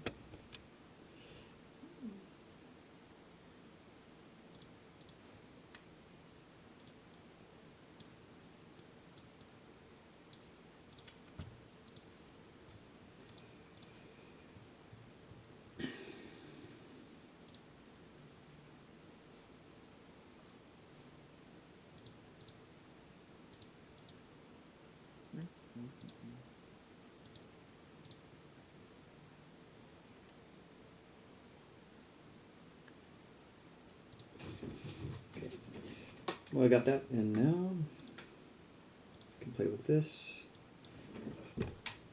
I have the tongue maybe a little.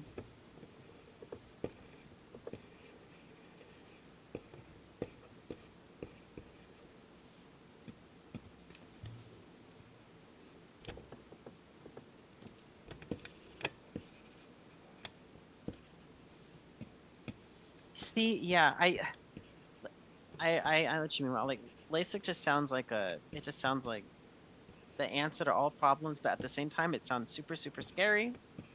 It sounds terrifying. Put this. There we go. A little more. There we go.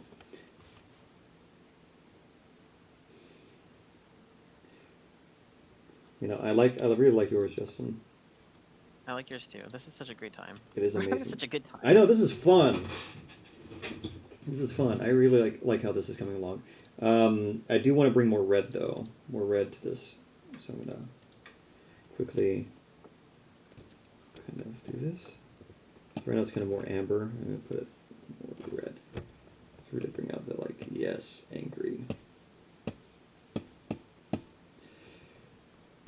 And I need more stripes.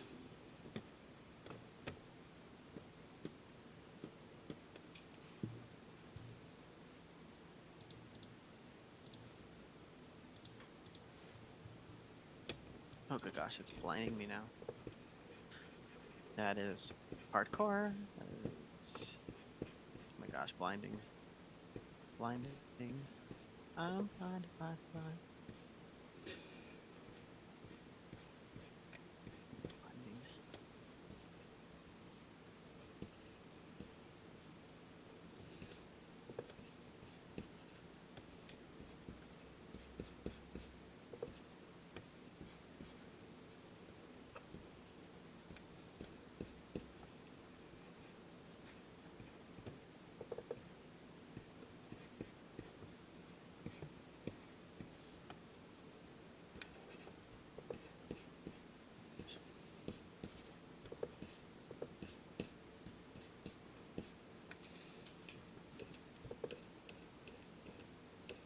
I don't like the paint.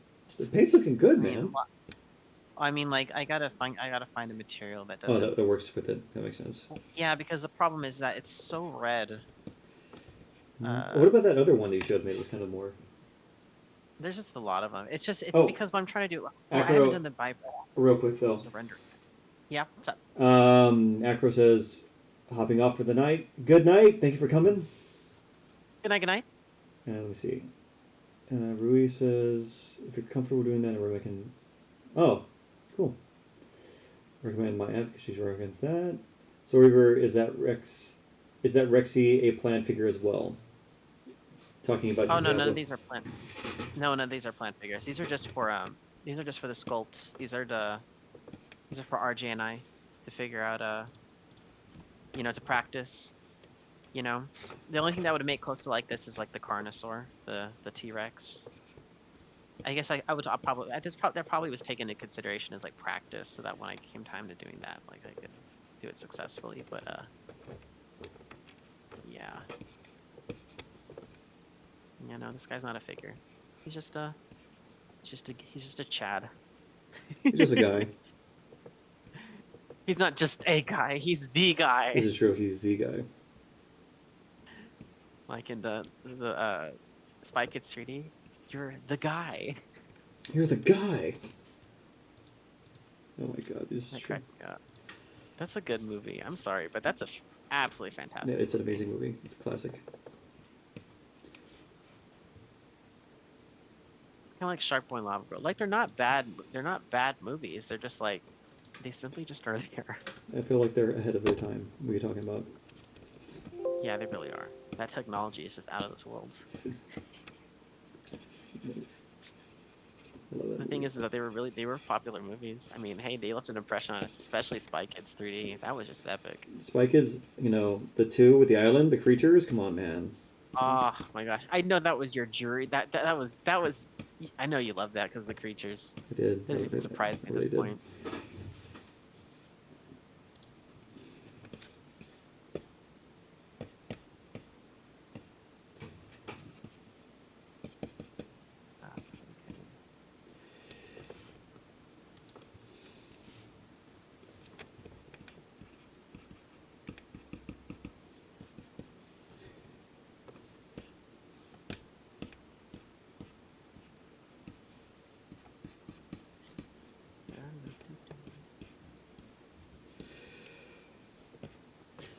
Sorry guys, if you guys know this, but Spy Kids was like that was our childhood, dude. That was pretty good. That was peak cinema right there. Just brought these all the way down. Nah, that's too weird.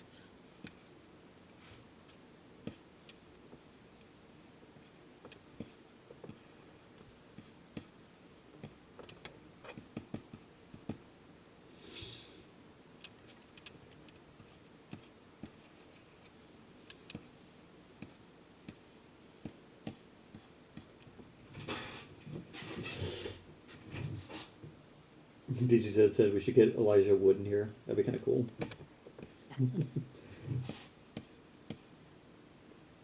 Frodo! I've never seen Lord of the Rings, believe it or not. We will change that. Okay. Oh, you don't want to see it? I know you don't like fantasy as much. I'm not a big fan of fantasy, but you know what? The thing is, it's culturally a huge thing. So like, I mean, I think you'd like Dark Crystal. I think you would like Dark Crystal at least. Dark Crystal's a whole different level, bro. That's- That's a whole level of practical effects. But that's You can't even like. that's fantasy though. I know, but I think I watched that one for the practical effects. Oh, okay, interesting. That's interesting. I don't know. I'm really weird. No, you're not. Just You're accept it. fine. I do. I accept you.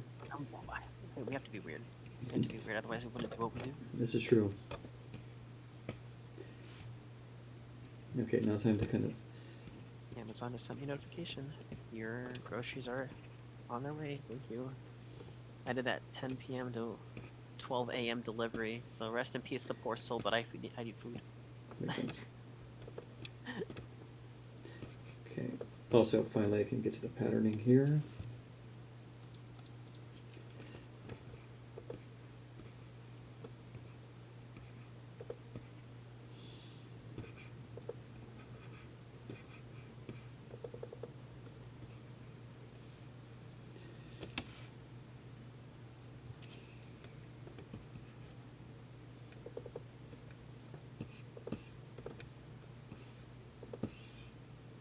Gosh, I want to learn Substance Painter so bad. It's pretty good.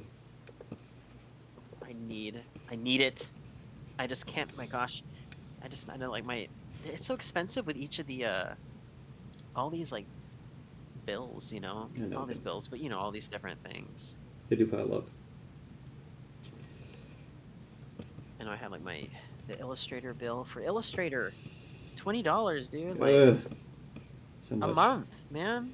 I'm just like, and Photoshop was earlier this month, and I'm just like, what? What happened to like lifetime licenses? Oh, real quick though. DigiZ said if Yeah, you want to what's see. Ah, yeah, exact. That's a good one. Good choice. 10 points to you, DigiZ. If you want to see Yeah, top-notch Gryffindor. practical effects in dark fantasy movies, watch Dragon Slayer. You know Dragon Slayer, right, Justin? Ooh, is that the one that had the big animatronic head? Yeah, the dragon, Vermithrax pejorative. Is that the one that did does the really scary sound before it fries you? Yeah, That's traumatizing. that movie's great though.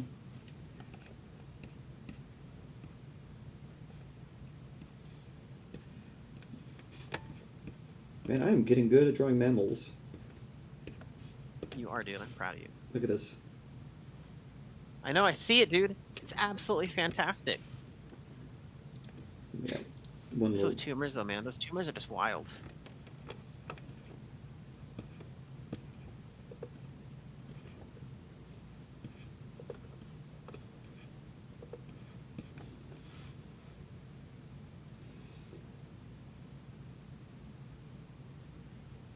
Oh, I know. I'm doing here. Okay. Oh, Sauron. Yeah, we haven't doing Sauron yet. This is Diablo, but thank you. Yes, yes. I wanted to make sure he looks egregiously, scary. Especially since I'm doing like a mammalian take on this guy. Kind of felt like I had to go even harder. It was just like, well. Oh, hold on. One last thing that would kind of tie this all together. So, like, Diablo's got that kind of mask that goes over his face.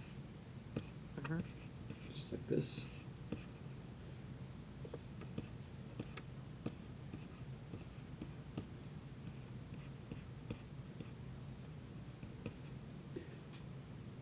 That's okay. You're fine. I get them confused too. They are pretty much just, like someone said earlier, like ketchup and mustard sorors. Oh, that's my favorite order. Dang it! Thanks for reminding me. It's okay. That word, ketchup. Hey, that's what I'm here to do. Yes.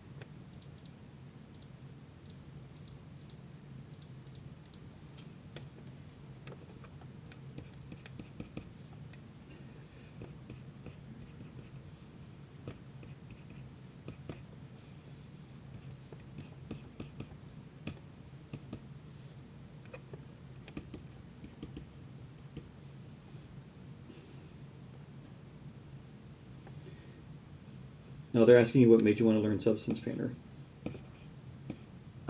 Because I can actually paint my models in 3D too. Do 3D renders.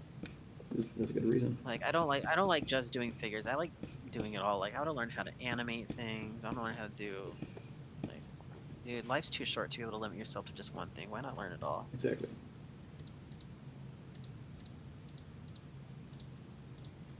Only thing is that it's just super expensive, dude. Like Everything just costs so much money nowadays.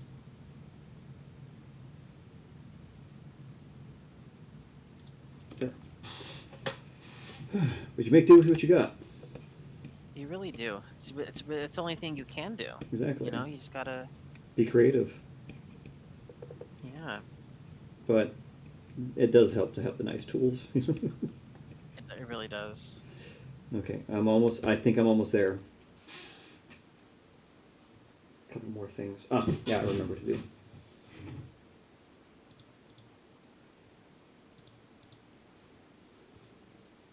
I'm going to add one last thing. Well, a couple things before the last thing, but need to do this.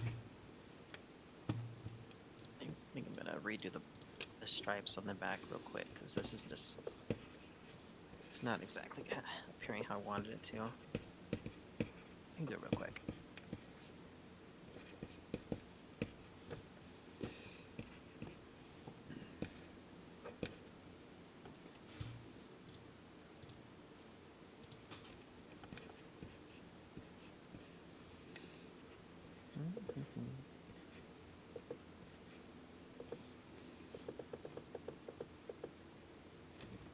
Do that, and then I'm going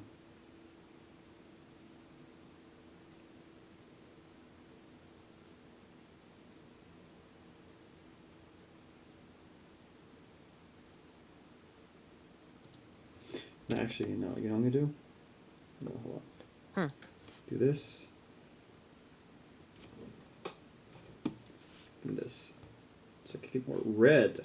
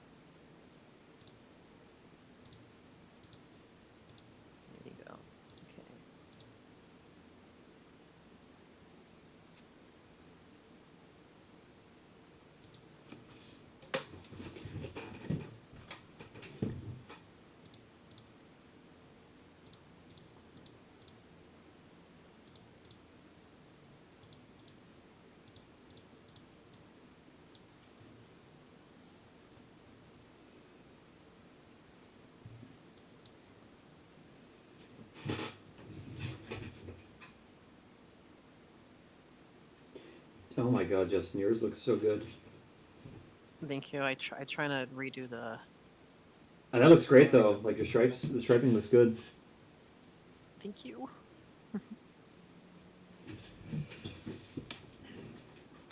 Okay, I'm gonna do last minute edits.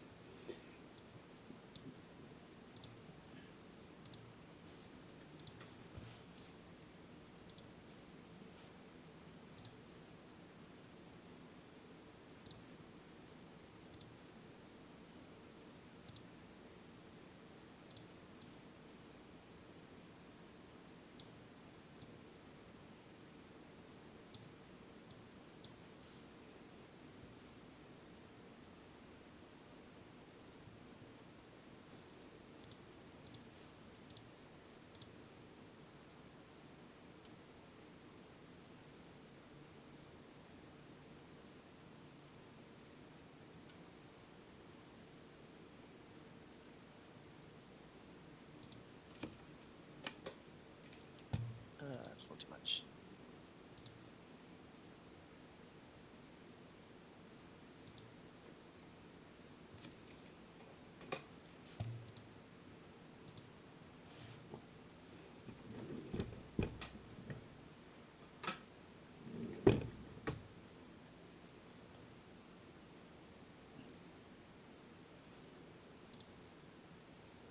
I'm gonna do one last thing.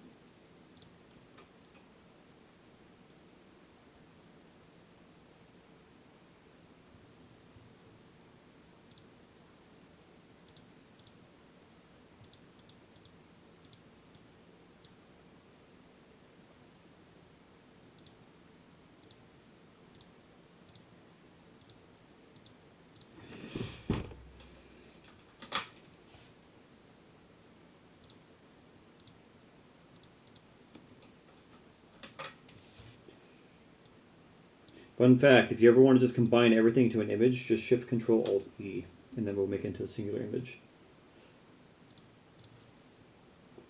It's like a flattening. It's a flatten command. I'm gonna do one last little check. I'm gonna, sometimes if I need to, if I feel like I'm still not just satisfied just yet with the pose, sometimes I do a puppet warp. I set it to 20, and then I'm able to do this. I can pick points where so this would be the hip, this would be the knee, that's the ankle joint, there it is, and I can pause and pose. Hold on, I gotta turn off the others though. No.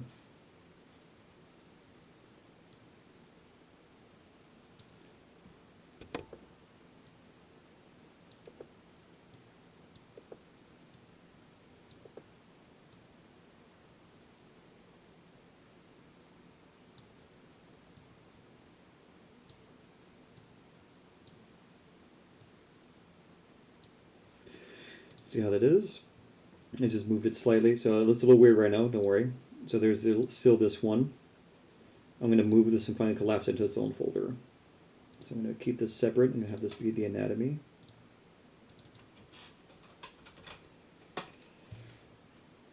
Yeah.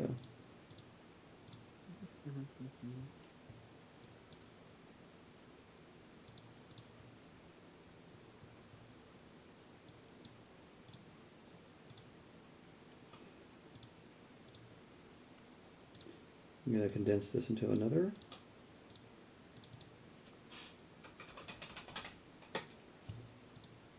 Let's go with like that. That's fine. Yeah. I like that actually, just kind of moving the pose just ever so slightly with a puppet warp. Dude, warp is the best. It really does help. I absolutely love the warp tool. It really does help. And I'm going to do one last little thing, just kind of think what I could do to kind of add a little more flair to this. A little bit of flair, a little bit of pizzazz. Oh, I know what to do. A little bit of scarring. Nice.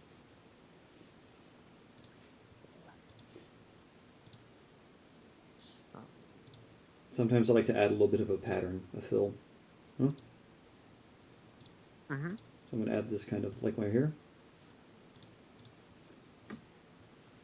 It's like this kind of little halftone thing. Halftone. The halftone chromatic aberration. The hard mix looks crazy.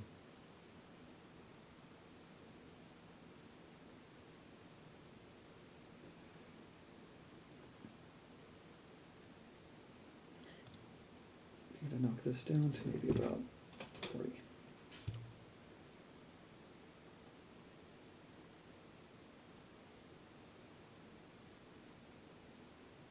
So Raver says you're moving the parts almost like a 3D model with a rig skeleton. It's a fun fact, Justin. I can teach you. Like, do you know how to rig, right? No, I didn't go to school.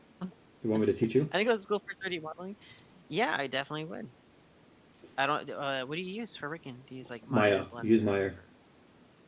But you can import but you can import your Maya figure and your Blender your figure into that, and I can teach you. There's also like easy tools to help you do that. Okay, I'll have to give Maya a chance because I gave Maya a chance in 2013 and I gave up so fast. It's okay. Take your own advice. Get back on the horse. That's true. That's a very fair point. Ah, I remember what the last thing I'm going to do. Is this. I'm going to do this. What? I'm going to do that. I have this selected. I'm going to go to my adjustments, and I'm going to go to levels. Increase contrast. Just play with that. There we go. Got it to there. I'm going to do vibrance.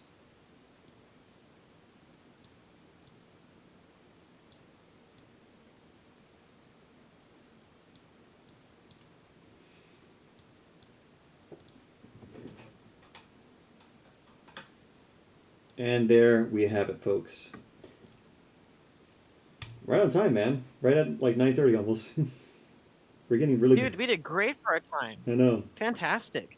Let's take a look if you feel like you're ready. Yes, let's do it. This is fun. This is a really good one. Dude, this was great. This was absolutely fantastic. I hope this has been enjoyable for you folks as much been enjoyable for us. This is really fun kind of challenges that we've been doing for this season. I really enjoy like what we've been doing, you know? It was definitely different, and it definitely challenges us to be able to push like how we do things and how we execute like different techniques and stuff. Because we're pushing ourselves to learn a little bit more. Yeah. Justin, let's take a look at your beautifully royal monster. You know? Let's look at yours, my guy, side by side. This is fantastic. This is super fun. I really like how this came out. Actually, I surprised myself. Dude, yeah, I'm liking it. I'm really liking it. It's not our usual. It's like our style, but it's not our usual style. Yeah. Dude, it's a bit of both. Can you zoom in on yours a little bit? Zoom in? Yeah, just so I can see it a little closer. Dude, it looks amazing. So retro, so classic. Cat-like though, regal. You know? Thank you. Dude, I'm loving yours. I'm loving the whole... Dude, the fact that yours is supposed to be the size of a bear is fantastically scary. It's terrifying. It's absolutely scary. Yeah, no, that was my idea. It's just like these things are like macro-predatory, giant, descendants of Tasmanian devils that hunt and stalk prey in the far future and then use their bone-crushing jaws to, like, just disable them. They have these long stride length, almost like digitigrade hind legs, Like, dude, yes, you have to build a story with Spec Evo. It's otherwise it just, Exactly. Otherwise you got nothing. And they can rear up and, grapple and wrestle with their prey, which is kind of cool. Yes. Oh, thank you, Raul. Thank you so much. It was a really fun time. We were looking forward to this one so much. Thank you. Yeah, thanks, Raul. No, I'm not gonna lie, like, I'm glad I surprised myself and stuff with it, because at the same time I was kind of nervous, like, is this gonna read? is this gonna read as Diablo? But I think it does, I think it really does. It pulled it together. What do you think, folks? It does good. Does my mammalian Diablo look rad? All right, I think it's gonna be about that time. Next time we're gonna be doing. I think we're gonna be doing the big ape of the snowy mountains. It's gonna be Blizzard. Yeah. Ah, see, look, they love our stuff, man. It makes me feel good. Thank you, folks. Like, it really does actually do good for confidence and just, that we actually do cool work. And, like, we're more than happy to share this with you fine folks. It's always a pleasure to, like, just show our techniques and answer any questions. But okay, yeah, we're going to be doing Blizzard. It's going to be so much fun. I was going to say, so... 100% certified juicy. Ooh, Roe says Gigantopithecus. That's an interesting thing. I do remind you folks, for mine at least, Justin, you can probably go Gigantopithecus if you want. I got to figure out, like, again, I'm not going to go so crazy. It's still going to be a primate of some kind, but I'm going to challenge myself and really get interesting with the kind of primates I use. Like I said, I'm not going to be using anything that is prehistoric. I'm using modern day animals and going to make them future evolved variants. So for, last two ones, Vertigo was a basilisk lizard. This one is going to be, this one was a Tasmanian devil. What am I going to do for Blizzard? I don't know. I'll figure it out. Once I do, folks, I'll be sure to surprise you. Personally, I've never ever sculpted a primate or anything like that before, only human. So we're just going to cross our fingers for me. Yeah, man, I'm excited. A baboon! Ooh, that'd be kind of cool for Blizzard. Like now we're talking. Now we're talking. Okay, I think we might have a direction. Okay, I could kind of see that, like an arctically adapted baboon. I like that. I kind of do like that. Okay. I think you might be onto something, so I think that might be the direction we'll go with. I like it. Cool. That's gonna be fun, actually. It would it would also give us enough distance from, like, just being a Kong ripoff, That's true. Like what are they? The mangroves? Mandrills. Mangroves. What the heck? I got confused with a mangrove. Sorry, too much Minecraft. Cool. All right, cool. Alrighty, folks. Yeah, we will. Okay, remind me again, Justin, because I want to make sure I didn't get so confused. Are we going to be meeting up next Tuesday? Yes, we will. The following Tuesday we will not, because that's going to be holiday break for everybody. Yes. Spend your time with your families and with your friends, definitely. But we will return after that on June 2nd. So yes, there will be a stream next week, not the week after, but then the week after that. Yes. And we'll, of course, update that, everyone, on the schedule and whatnot. I'll make sure to make a note on the Twitch. I'm going into winter break after tomorrow, which is my day. Finals are done. Wish me luck, folks. Yes. After the stream ends, I'm going headlong into my work again. Your boy's going to be drawing probably all night to get these done. But once I'm out of finals and I can relax and breathe a little bit, I'm going to be actually opening up another stream day. I think potentially on Monday. So I'll just make Sunday, Monday, Tuesday like a pretty much my streaming schedule for my break until things change. I'm going to be kind of workshopping. My Monday is going to be kind of more of a character focus thing. I do my Viz Dev series every Sunday, and Justin and I do our things every Tuesday. I kind of want to have something a little more freeform that would practice, allow me to practice more of my characters and more versatile things that I really want to work on. Also, for you folks who may not be aware, I launched my podcast. You can find us on Spotify. It's the Mindscape Museum. You can find us at the Mindscape Museum. Feel free to give it a listen if you can. Share, give a good review. They do help in the end because I do care about what growing this and really shaping this in the future. Justin's is a guest. His episode will be coming out soon. Recorded it some time ago, but we're really excited to finally unveil it. But yeah, keep an eye out for that. Nice. Hold on, let's read before we get off. Thanks for the stream. Definitely going to have both works swirling in my brain tonight. Hey, happy to do that. And if you create some cool things, feel free to tag us. We're more than happy to share. And as you said, great around you too. Good luck on your finals. Definitely. Thank you so much. I will report victory, or regardless, I'm just going to get through it. That's the main thing. I've learned a lot, though. Hey, there's going to be a lot of great things on the horizon. I know how to animate really good now, both 2D and 3D, which is kind of crazy. So we're going to be seeing some cool things on my end there. But anyway, anything else you want to add, Justin, before we sign off? Make sure. Okay, as we're going to be going into the rest of December, make sure you're taking care of yourselves. It is the end of the year. We're going to be starting that transition to a whole new year, whole new work year, whole new everything. So we want to be able to leave the rest of this year behind and be able to move on with basically just not a clean slate, but with that go-get attitude. So as we proceed into the rest of this month, make sure you're taking care of yourselves. Make sure you're eating well. Make sure you're drinking plenty of water, trying to get enough sleep, and really reflect on the year, on the cool things that you have done, and your personal growth, and you as a person, and you as an artist, and so that you can go into the next year just feeling ready to go for it.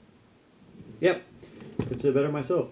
Happy holidays, folks. Enjoy the rest of your week. Happy holidays. Yeah, good night, good morning, good day, good afternoon, wherever you are in the world. We'll see you next time as we get into the Jurassic Core. Bye. Bye, everyone.